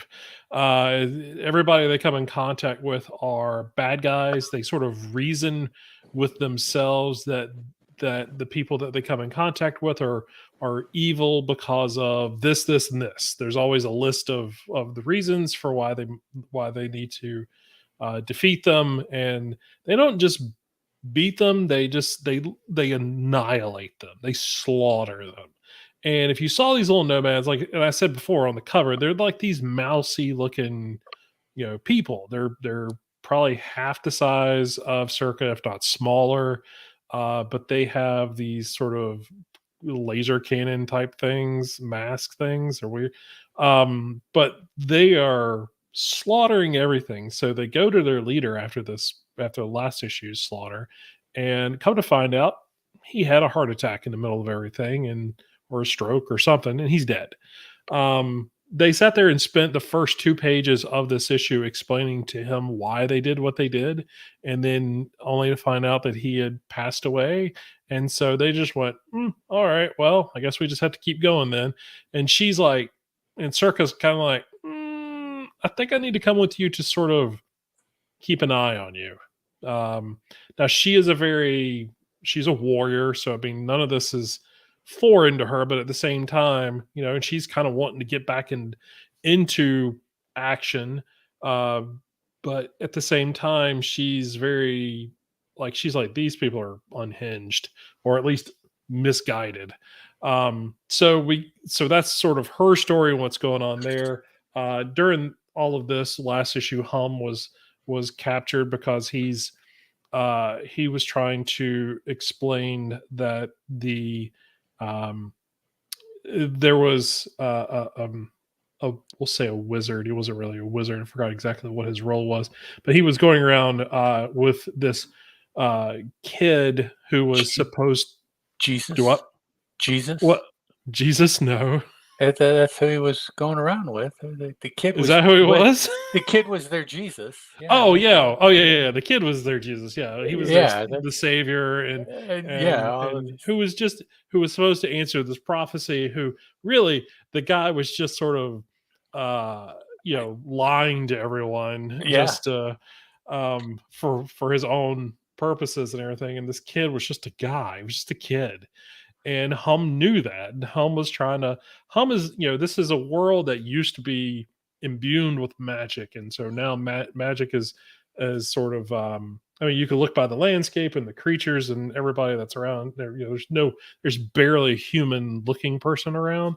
I mean, although the savior hum and this little army of people, they are, but the whole world is sort of this. It was imbued with magic, and then magic was outlawed or went away, and that was all the previous series. So if you haven't read that, go check it out. But again, not 100% necessary to understand this one. If you can read the first issue, I think you'll get all you need to get. Um, but so Hum and this kid get captured because Hum has sort of exposed everybody for what they really are. Um, and so they're going to be executed, and and and during the execution, Hum's unicorn, who the kid had been riding, um, uh, the executioners actually kill the kid and not Hum, even though they had told them that they were going to let them go. The unicorn goes crazy and slaughters all those guys. And so Hum just kind of gets the unicorn and is like, okay, I think we need to go home. But they accidentally killed the kid, though. Yeah, They yeah, they they accidentally killed the kid. Yeah, they it were going to wasn't. kill the unicorn, and the kid jumps up Yes, in front of him. Now, it needs to be said, the only the only reason Hum is involved in any of this, he's a farmer. right. Uh, he's married to Circus. Yes. Circus is out. I don't necessarily understand their understanding, but she's out trying to war. Right. Circus is home being a farmer. Hum is being home. Hum, yeah, I'm sorry. Yeah. The savior dude and his entourage stole Hum's unicorn Yes. for the savior dude to ride. Yes. Hum discovers this and goes to get his unicorn back, Yeah. and what Chris said And then is all what of this transpires happened. after that. Yeah, he Yeah. just wants the unicorn. It really pulled his farm together. Oh yeah, Yeah. there's a It movie is. reference in there if Yes, it anybody does. knows the okay, anyways. So yeah, that's the only reason Hum is even involved. He just wants to get his unicorn back. And the thing is, much like in the last anyway, I don't want to keep reference last. I was going to make some references, but forget that. Go read the previous miniseries. Again, not crucial, but it does help. It is Well, yeah, fun. It's a it great adds to series. the world. Yeah, Yeah. it's So there's a lot that goes on, but basically what happens is that the gnomes and Circa end up where Hum was at. uh-huh. He has already taken his unicorn back to the farm, so he's not there anymore. The nomads have decided that these people at the what's the gore pits Gore or Pit, something. Yeah, I think that's the name of the town. they Yeah. need to die and for their sins and their transgressions or whatever. And she's trying to stop them, but they've slaughtered already people. Um, and so she screams at them and then basically like, look, I'm just going to go home. Yeah, she quits. She's Yeah, like, she's just okay. like, I'm done with this. This is ridiculous. And so she goes back home, and and so the the people who were the entourage, the savior's entourage, they show up back at the farm deciding we're going to claim this as their new land. And he's just like, dude, it's my farm. Yeah, We already went through this last issue, and so he's seeing all this sort of going on, and Circus shows up and they sort of have their reunion and everything like that. But at the same time, back in the gore pits, the gnomes have been told of someone who is actually the big evil, and that who what he looks like and where he lives and where they need to go. And then we get back to the farm, and Circa, like I said, Circa and Hum are back together again. She's a ride back. um she realizes, oh crap, the gnomes have followed us, and the gnomes are, well, no, she doesn't realize the gnomes have followed them yet. We do get the scene, I think it's the last page, where the gnome, where we do see the nomads have followed them, Mhm. in that they are tracking down Hum. Right. He is He the big bad supposedly, but it's like, supposedly, like, the entourage that's there is being led by the big bad, but the yes, entourage isn't doing anything bad. no, no, He just has bad plans. right, And so they are the bad guys. They're on the farm staking it out and planting their tents. yeah, The gnomes looking for Hum are undoubtedly going to run into the entourage, yes.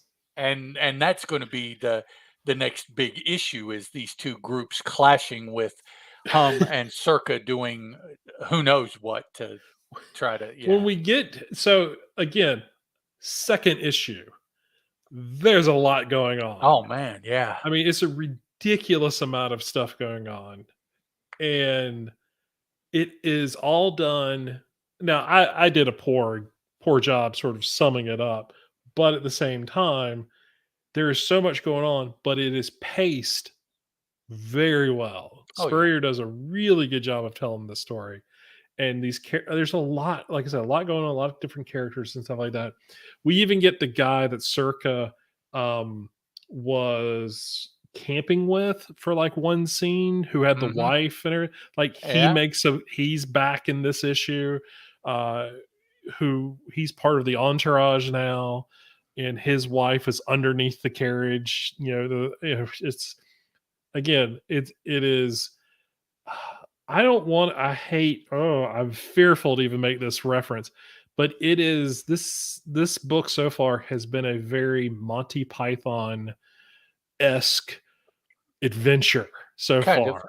I could see that. Yeah. There is, there's a good bit of twisted humor to it, where if you sort of took a step back and just looked at Hum, sort of, he probably 90% of the time is just standing there. Like, he is in the middle of where everything else is going on around him, just like, what is going on? Yep.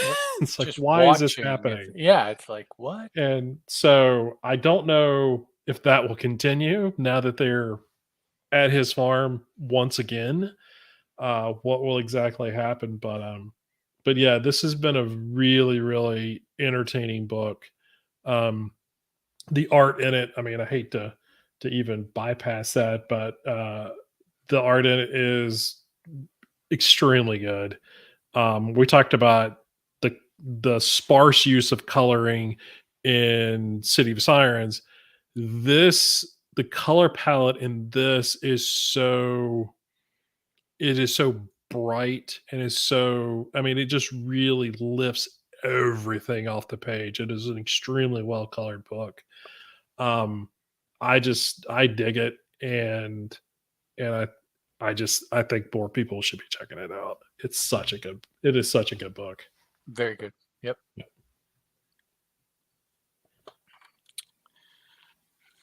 All right, what's I'm trying to see what else is left. There's really not that many books left. We got one, two, maybe Um, three books left. we haven't talked what? Damn them all. We We have haven't talked Damn talked Them All. Hunt for Uh, Skinwalker, I will which say this about Damn Them All, if you want to talk about it or not. I think I'm gonna have to take a break from that book. This particular issue was too much for me. I I started. Let me, I didn't want to try and sum it up, but let me just do. I mean, did you go read it? ahead. Yeah, yeah, I read it. Okay, so I'm not even going to attempt to sum it up because I don't even know what happened. This is written by Simon Spurrier again, Coda, illustrated by Charlie Adlard, colored by Sophie Dogson, illustrated by Daniel Silva de Carvalho. Di Something Carvalho. like, yeah. Jim Campbell. Logo design is Tom Muller. Production design is Tom Muller and Grace Park. And it is who's the, do we don't have well, I guess Design. Muller and Park would be Yeah. co-designers. Um, so Okay, so I'll just kind of give you the feeling that I had after I finished reading this. I'll even during the reading it, I was like, there is too much. There's too much information. There's too much detail. There is a lore here, or I don't even say it's like there's an understanding of how Spurrier is spinning this demonology Mhm. and this world that I get the characters, I get motivations, I get that kind of thing. There is so much information on the page at any given time. It is one of those things I am going to have to start back at the beginning again and just sit down and read straight through for when we get to the next issue. So this is 9, so I'll try and do that before we get to 10, but I need to do it in one sitting. This is not a book for me that I can read on a monthly Monthly. schedule Yeah. and try and remember all of the details because every issue is so densely packed. It is a great book. It is a gorgeous looking book.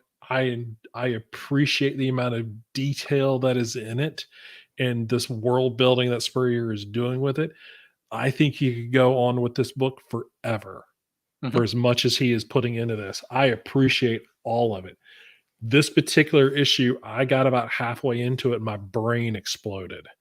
I was like, there's too much. I don't know if it was just what I don't know what it was, but it's just there was too much. I really felt like the last 2 issues were straddling that line for me of being too much.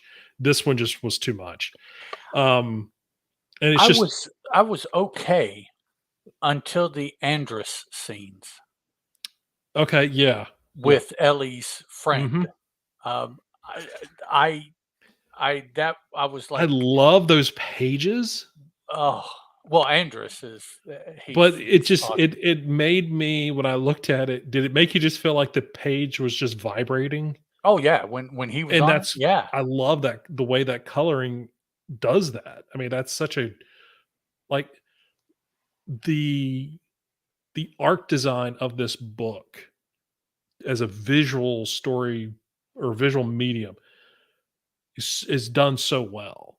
I Mhm. mean, I really applaud them for what they've done because to look at that, yeah, it is super distracting to look at, but it's because I don't know how you do it, but just to make it to where it just seems to vibrate.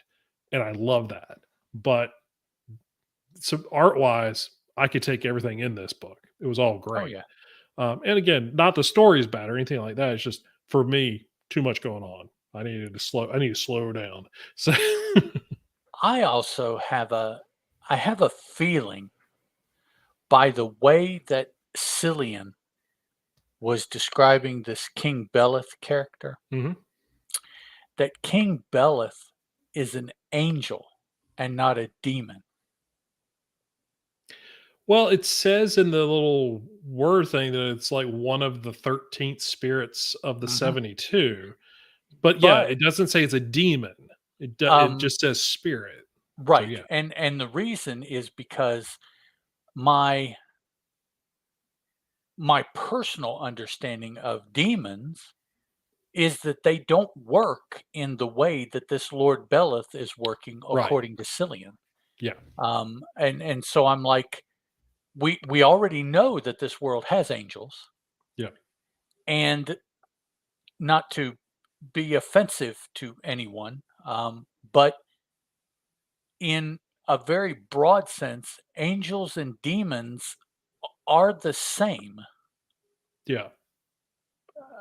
Um, I don't want to get into that. That's personal beliefs and teachings and things like that. But Sure, yeah. Yeah, I get that. it's uh, uh, over the years of being a Christian, I would have to say that in very broad strokes, the creatures are the same, angels and demons. Mhm. So if we take the broad strokes, the one could appear similar to the other. And so you would just cast a net on all of them and call them something. Mhm. We'll call them demons. but that doesn't mean everything that you pull up in your net is going to be the classically described demon. Right. Yeah. Just that is the word that came to mind and you threw out there, and that's what you called Mhm. everything in your net. It's like calling it all a fish. Well, yeah, Yep. they're all fishes, but there's all different kinds of fishes and Yep. an octopus, and so I mean, I kind of think that that's what's going on with this King Beleth. Although, yeah, like you said, he it I'll say is described much in a way that other demons have been described, and the demons have turned out to be evil creatures with evil Mhm. intent and et cetera, et cetera. The classically described demon type, archetype, let's say. Yeah. So a lot of that stuff, the Ellie and Cillian stuff, the really curious story at the very beginning, there, I was able to keep up until it got to this Andress Yeah. other girl stuff, and then I was like, I'm I'm lost. I Yeah. don't know where that's coming from. I was just completely. I mean, I know Andress and I know her, Right. uh, Yeah. Yeah. and I think I know why she is looking was looking for him. She found him Mhm. here, but I don't understand what just threw me was where she said she wanted to know or understand um, how Andress. How did you do it, Andress? How did you break your own rules? And I was like, what? What? Right, and that's why I said I think Yeah, and that was a question I had too. I was like, did I miss something from the previous issue? That's why I'm like, maybe this is better read for me at yeah. least, sitting Or down and reading it straight through. at least maybe just go back to the beginning of this chapter because Right. the Yeah. first chapter was I thought it was pretty much summed up by the Oh, end yeah. Yeah, of it the was. so um the further adventures Yeah. would be this Yeah. and it's like yeah so I was I don't know I might do what you're talking about and try to go back And and like you said, maybe at least actually this go back at the beginning of this arc, take maybe. notes or something because yeah Yeah. Like I said, it's a great I really enjoy this series. It's just this particular issue had so much, and I think if you had taken that part of it, the Andreas part of it out, and maybe focused on it in next issue, or maybe not have had as much going on. I mean, don't even feel like there was a lot going on outside of this. no There's just it a was just lot of it was info. very deep yeah what Yes. was going on was very deep Yeah. and it's almost like in order to understand the whole book you really had to split your attention and Yes. um I need more than just half of my attention for either of Yeah. the stories and it just yeah Yeah. okay so we will talk about a story that was easier to understand because it was all just right there and it was all just right in your face. And that's Hunt for the Skinwalker issue number 2. Oh, for sure. Yeah. Now this is being brought to us by the sequential art aspect of the story. It's Mhm. written by Zach Thompson, illustrated by Valeria Berzo, colored by Jason Wordy, lettered by Joe Sabino. Uh, three variant covers and a main cover. Mhm. Logo designed by Michelle Ankley, and overall designer was Grace Park. Now, Hunt for the Skinwalker is a novel that was created by Dr. Colm A. Kelleher and George Knapp. So, this is the sequential novelization of a prose novel about the origins um, of the high strangeness of Skinwalker Ranch. That's a good word for it. Yeah. Um, things have been going on this particular property back to the original occupiers of the land, First Nation people, indigenous people, American Indians, whatever is the appropriate reference for those folks that was here before Whitey came over and started Mhm. doing things. But this story is taking place.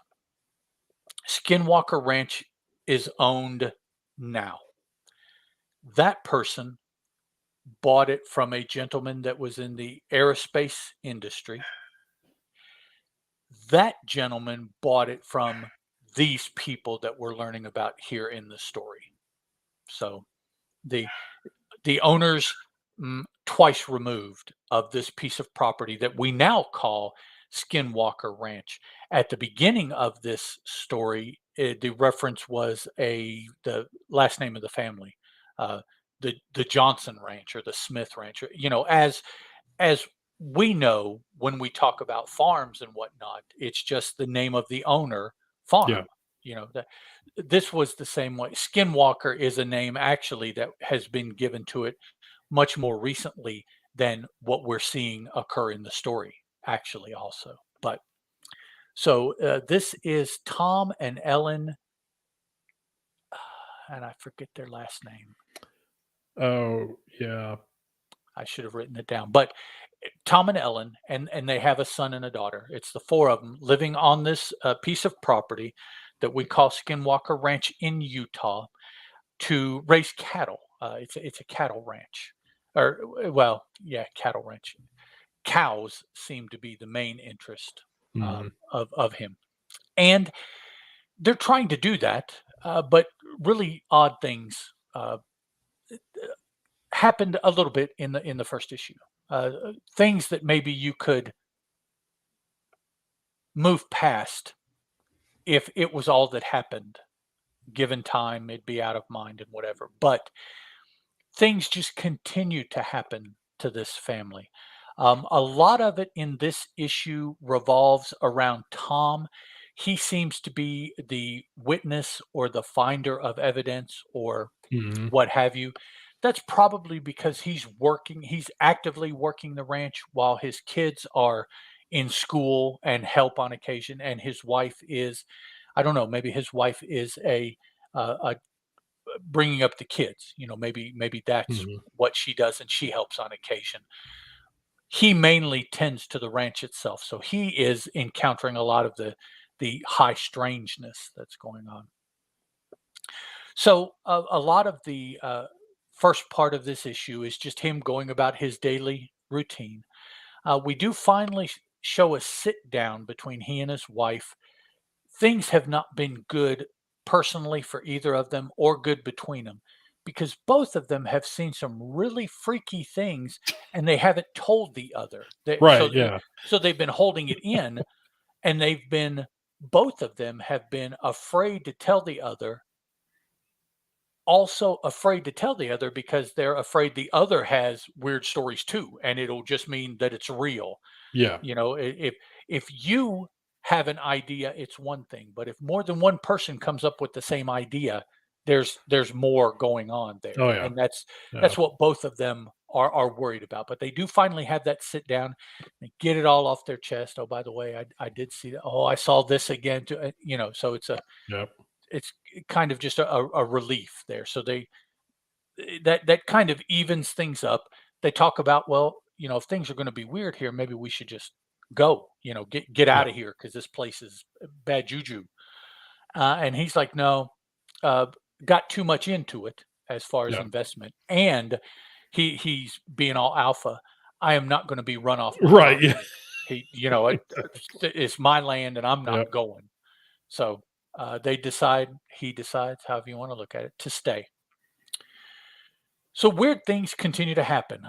There's several scenes where he sees, and they used to be called unidentified flying object, but now they're called unidentified aerial phenomena Oh, (AEP) yeah.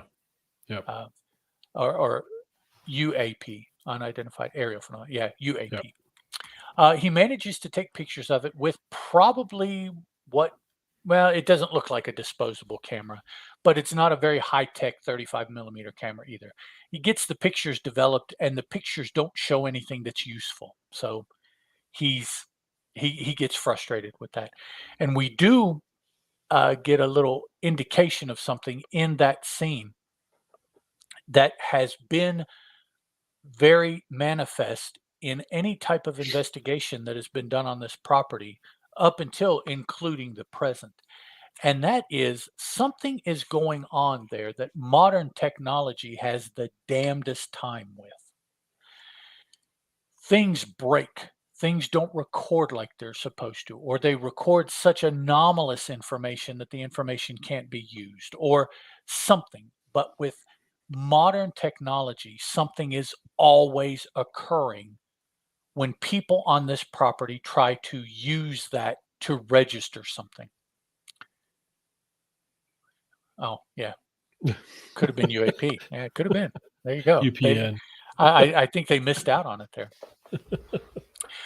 So moving on, now we know, or now we don't know, but we see there is this thing that has been part of UFO and Fortean phenomenology for quite a while, and that is cattle mutilation. Oh, Um, yeah. very, Mhm. very prevalent in the Midwest and the West. Not so much over here, but it has occurred over here on the eastern side of the country a little bit. Um, Linda Moulton Howe is probably the preeminent investigator now of cattle mutilations. She started investigating them in the 70s when they she noticed they started being more than just one report. There was a series of something going on, and that drew her attention, and she's written books on it. She's been on every possible Fortean TV show talking about it. It is it is her discipline, the Yeah. study of cattle mutilation, and Linda Moulton Howe. It's a They weird path to take, but oh, yeah, well, somebody's gotta do it. she was just I think a news reporter somewhere out west, Oh, like okay. in Arkansas, in Missouri, Yeah. something like that. And she started seeing these reports from a little farther west, and that's how she got George Knapp, also the writer of this novel, Yeah. is a West Coast newspaper reporter of the overall UFO phenomena for Mhm. years and years. He's a very well-known name associated. So if you Right, Google yeah. one, you'll always see reference to the other Oh, somewhere. okay, cool. So Tom notices, let's see, when does it happen? No, okay. One winter, the winter of I think 78 or 79, because they give the date 1980 for something that happens a little bit later. So it's about that time in the very late 70s. There's a winter storm, and he notices the next day after the storm that several of his cattle have gotten loose. They've busted through the fence. He and his daughter go out searching for it, and they find tracks, and they follow the tracks until the tracks just stop. That's it. They just stop. So it's like, okay, I'm sure in his little book, he's like, okay, check off another freaky thing. And now, his daughter, it probably would be a little bit more difficult to explain to his daughter, but that's not that's not our point of view. Our point Yeah, of view is Tom. So yeah. that's we do see a thing here explaining some of the UFO. Um, uh, yeah, I'm not sure what the phrase I'm looking for is, but they tell us about a story, and they relate it to several other stories about UFO witnesses and how witnessing the UFOs affects them physically. Oh, yeah. Mhm. I'm not sure. I don't get that this is related to any of them. It's not Tom.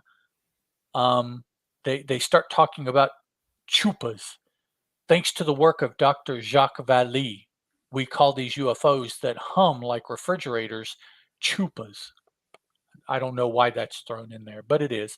It's a full page. And uh, also, if you have studied, uh, and of course I use that word lightly, depending on your belief system, um, studied UFOs, you know that through the literature of witnesses and people that have been um, interacted with UFOs in the second and third degree, there is usually some sort of physical evidence on them. There will be burns. There will Mhm. be radiation related things where they will lose their hair, they will lose their vision, be blind, all these different things. And it's pretty common throughout ufology that these people that interact on some more than just a visual level have some of these symptoms. And that's what I take from this. That's what it puts me in mind of. We cut back to Tom. He goes out one morning and he sees one of his cows, the female. I guess that's a cow. The male would be what, a bull. So one of his cows has been just horribly mutilated, and it goes into some description of the type of mutilation, and that is uh, synonymous with a lot of the reports of cattle mutilations. There is a rather short list of things that have been done to the animals that occur most frequently throughout all of the reports of cattle mutilations.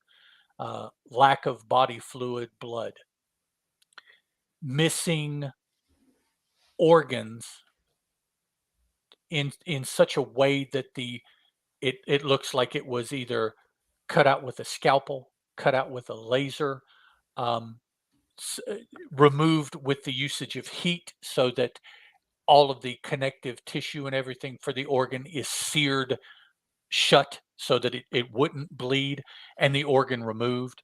Um, Reproductive organs almost cored out from the outside into the animal, eyeballs missing, and so that's a lot of things like that. And this first case here has a lot of those pieces of evidence. Later on, he and his daughter again are out in a rainstorm this time. They see that again, several of the cows, spooked presumably by the storm, have gotten out.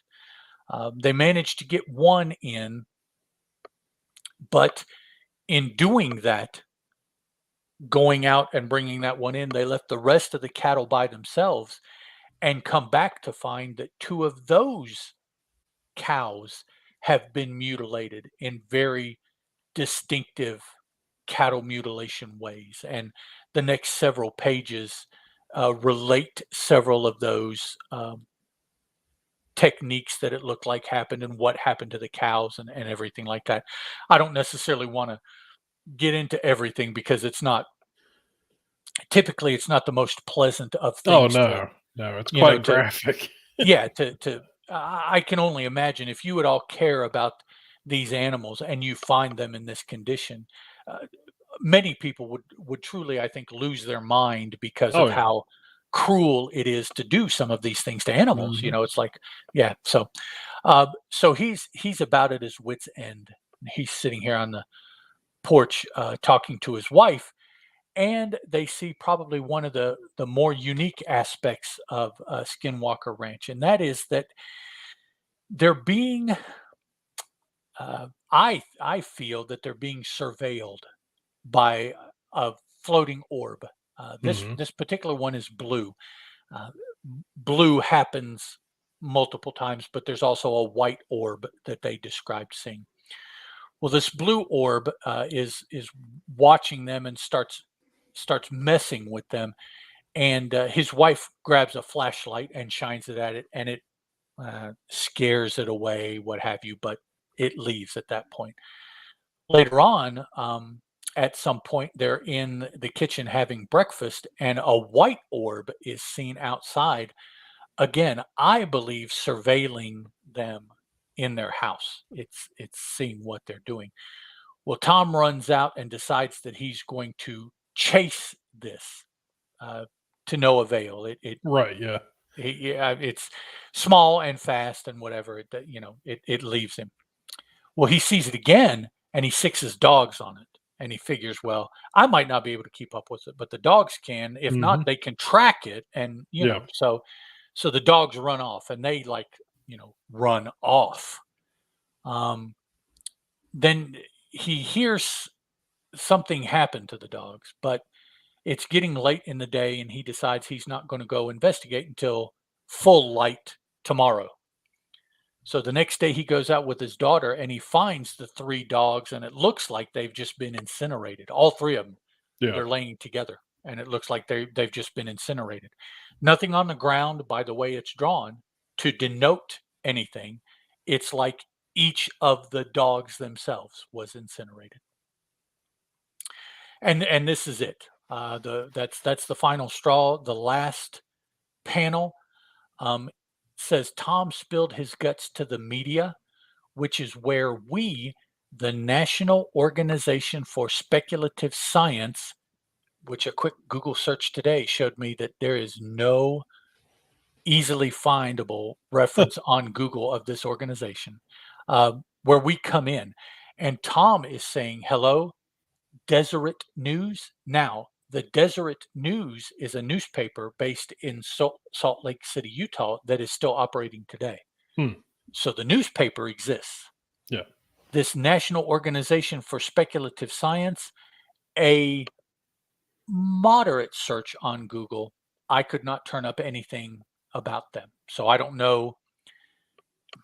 I don't know. Is that made up for the novel when they wrote Right. the novel? Is it? Yeah. I don't know what that is. But the Deseret News is a newspaper now, and actually, you can search their archives for this Tom, whatever his last name be, and there are articles where he went to them about these weird things going on his ranch Mhm. back in the early to middle '80s.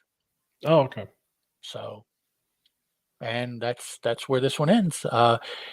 Soon, it's going to come to the attention of this second degree owner, this aerospace millionaire that is going to buy it because he Yeah. buys it pretty soon after all of this comes to light Yeah.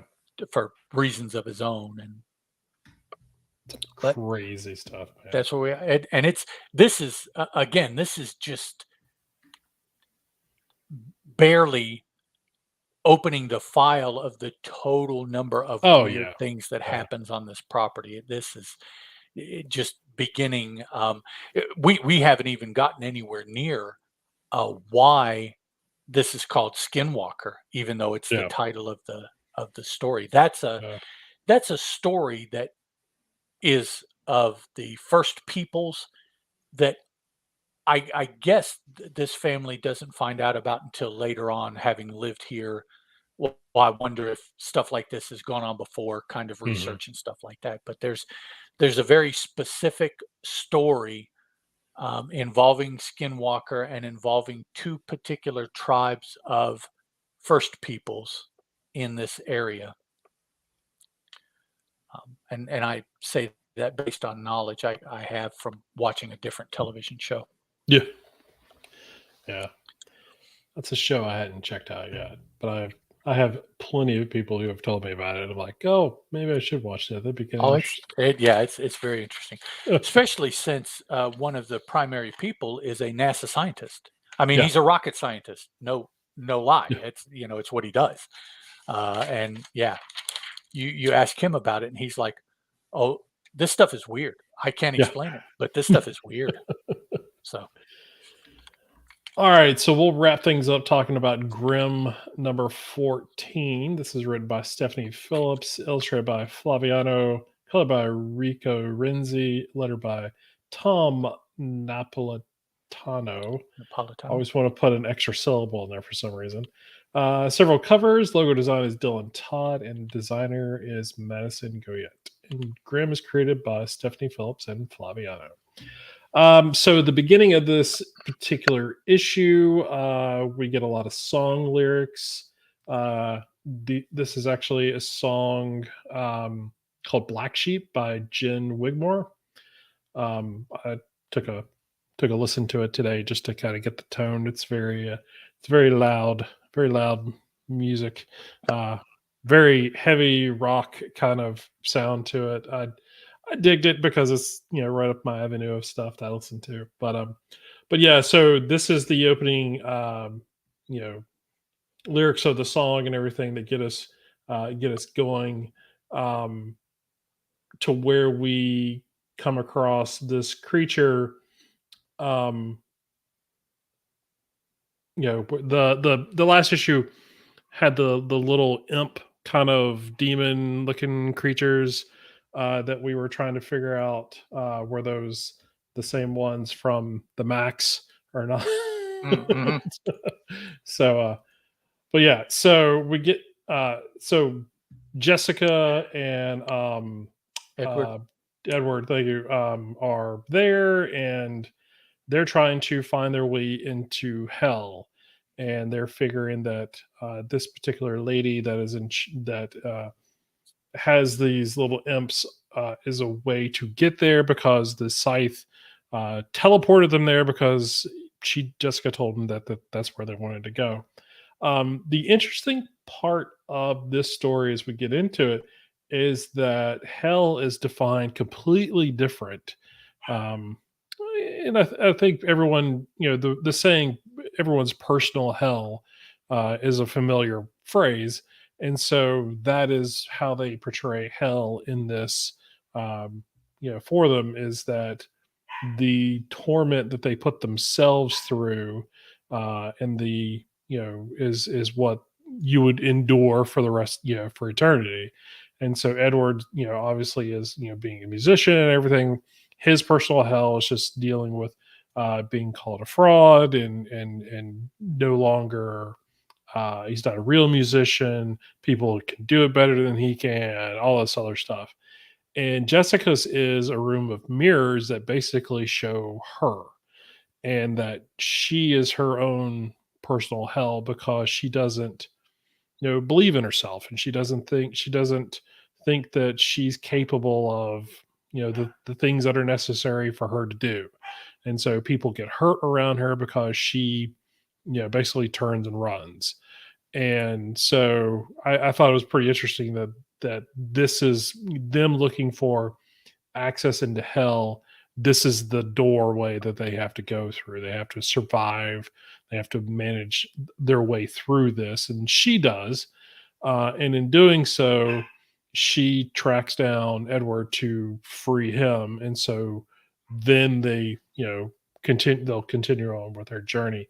The issue itself is not a super long issue. I felt like I even had to go back and look at the page count to make sure there was an actual full issue, and it is. It was just sort of paced. I mean, this whole series has been sort of that way, to where there are whole pages either without dialogue or Yeah. narration or anything like that, Yeah. and it just sort of is allows Flaviano's art to sort of pace it out and to set up the scene and give you sort of that, um, give the art the opportunity to be as much the story as the dialogue is. And so I appreciated that. But again, you're kind of reading through stuff, and you're just kind of going, and you're just like, oh wait, I'm at the end of the issue. I was like, oh wait, let me go back. And I didn't do the thing that I normally do, sit there and, sort of soak in the art and what's going on. But yeah, there's a lot of great pages in here. The flip page where you've got Edward on top, and Jessica on the, mirrored image of her, Hmm. trying to find one another, or she's trying to find him after she breaks through.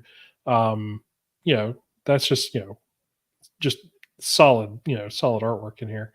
Um, you know, I felt like it was a pretty good issue. I felt the all of these issues in this particular story arc are not as dense, in as far as storytelling goes, as the previous ones have been, which I don't know why that is. And I'm sure if I go back, it probably isn't any different. It's just the further away I get from those, it just feels that way.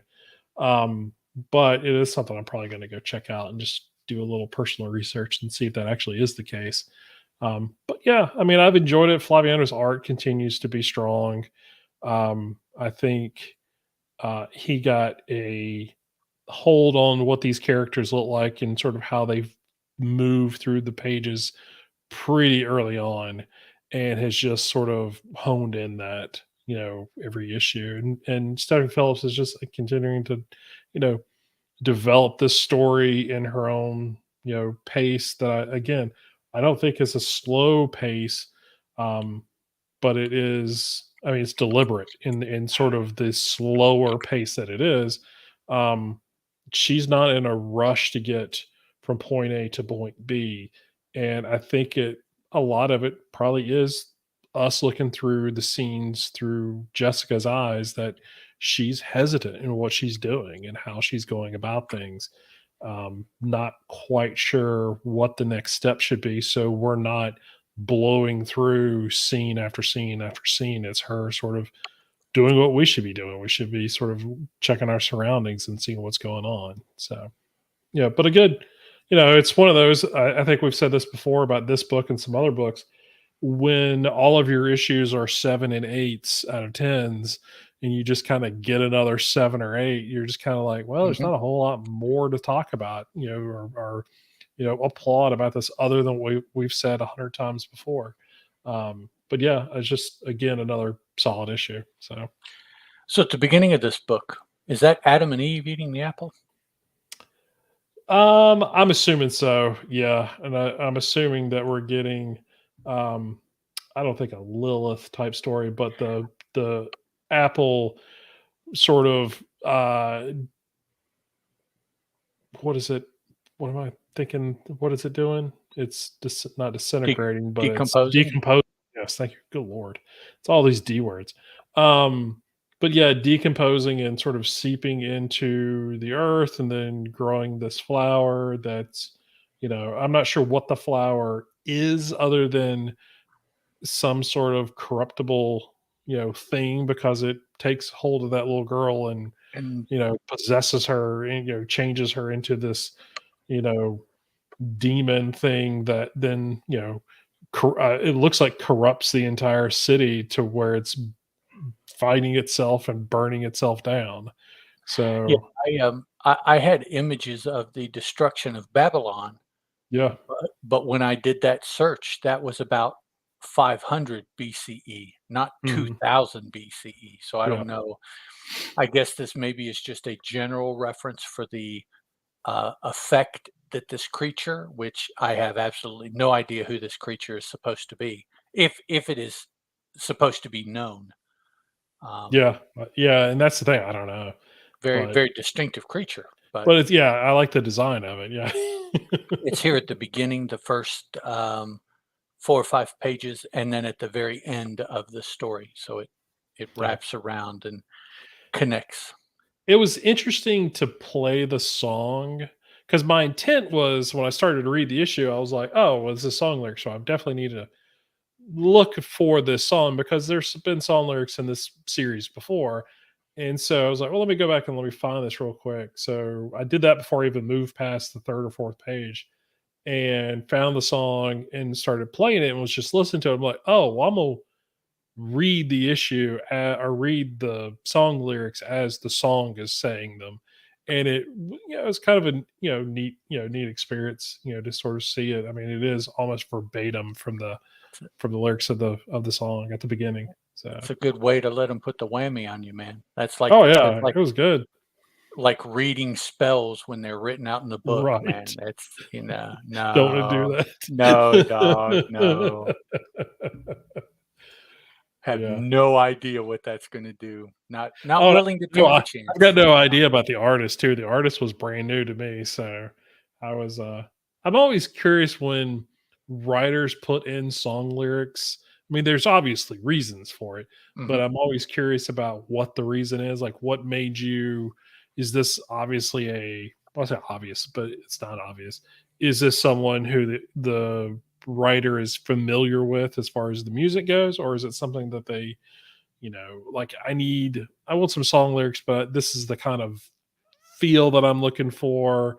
And so maybe you just put it in Google search and you're just kind of, listening to, 10 or 20 or 50 songs, trying to find that, you know, that right one that sort of makes sense. So Speaking of song lyrics, I had the most profound thing in regards to a song. I believe that I can think of happened to me, about a month or so ago, okay.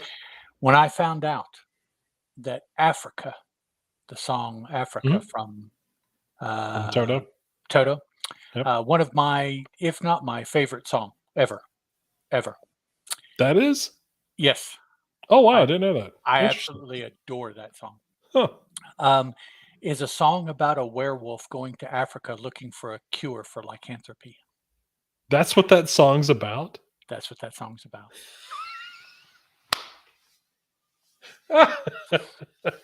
I had no Yeah, idea. go through and I look, will have to go down that rabbit hole. read the lyrics with that Yeah. in mind. And there's 2 or 3 places where it's like, "Oh, okay." That's what that song is about. Yeah, I I was will like, have to do that. "No." So, I've been listening to that song since I was a kid. absolutely, yes, Oh, man.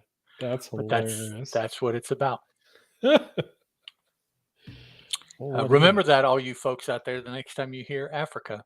Uh, it's a song about Now I'm gonna have to after we a get done with this, I'm gonna have dude to go back and listen to it. that's gone to Africa looking for a cure for his lycanthropy. That's great. That is what it is. Yep.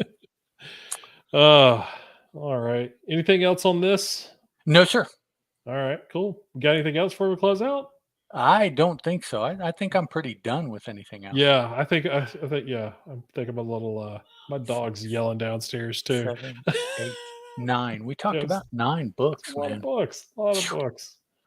All right. If Dune. you want to come by the website and check us out, you can do that at boomaddiction.com or comicaddiction.net. Like I've always said, 2 doors, same house. You can email us at boomaddiction@gmail.com. You can follow us on Twitter at boomaddiction. You can follow Ed at Teal Productions. You can follow me at Chris Parton. You can come by our forums, which is just another fanboys.freeforums.net. Come by our Facebook group where Ed curates all of the Boom news and information at Fans of Boom Studios. And that's it. I believe that's it. That Yep. is all that there is. So I hope everybody had a good time. If you joined us in the chat, thank you very much. If you're listening to us on the podcast or watching us on YouTube after the fact, thank you very much. We appreciate all of you checking us out. And once again, we'll be recording live on Mondays now at 7 p.m. So hopefully this will give more of you an opportunity to just come check us out. If you do, just say hello in the chat, and we'll not point you out, will not embarrass you or anything. Oh, We look, it's probably will. So, we'll be excited. we'll For be your excited because presence. we're always excited when people check us out. So. All right. If that is it, thank you all Yes, for sir. checking us out. Ed, thank you as always for joining me. Yes, And we sir. will catch y'all next week. Goodbye. Ciao. All right, everybody in the chat. Thank y'all very much for hanging out with us. Hyper, it's always, if you're still here, it's always good to see you, sir.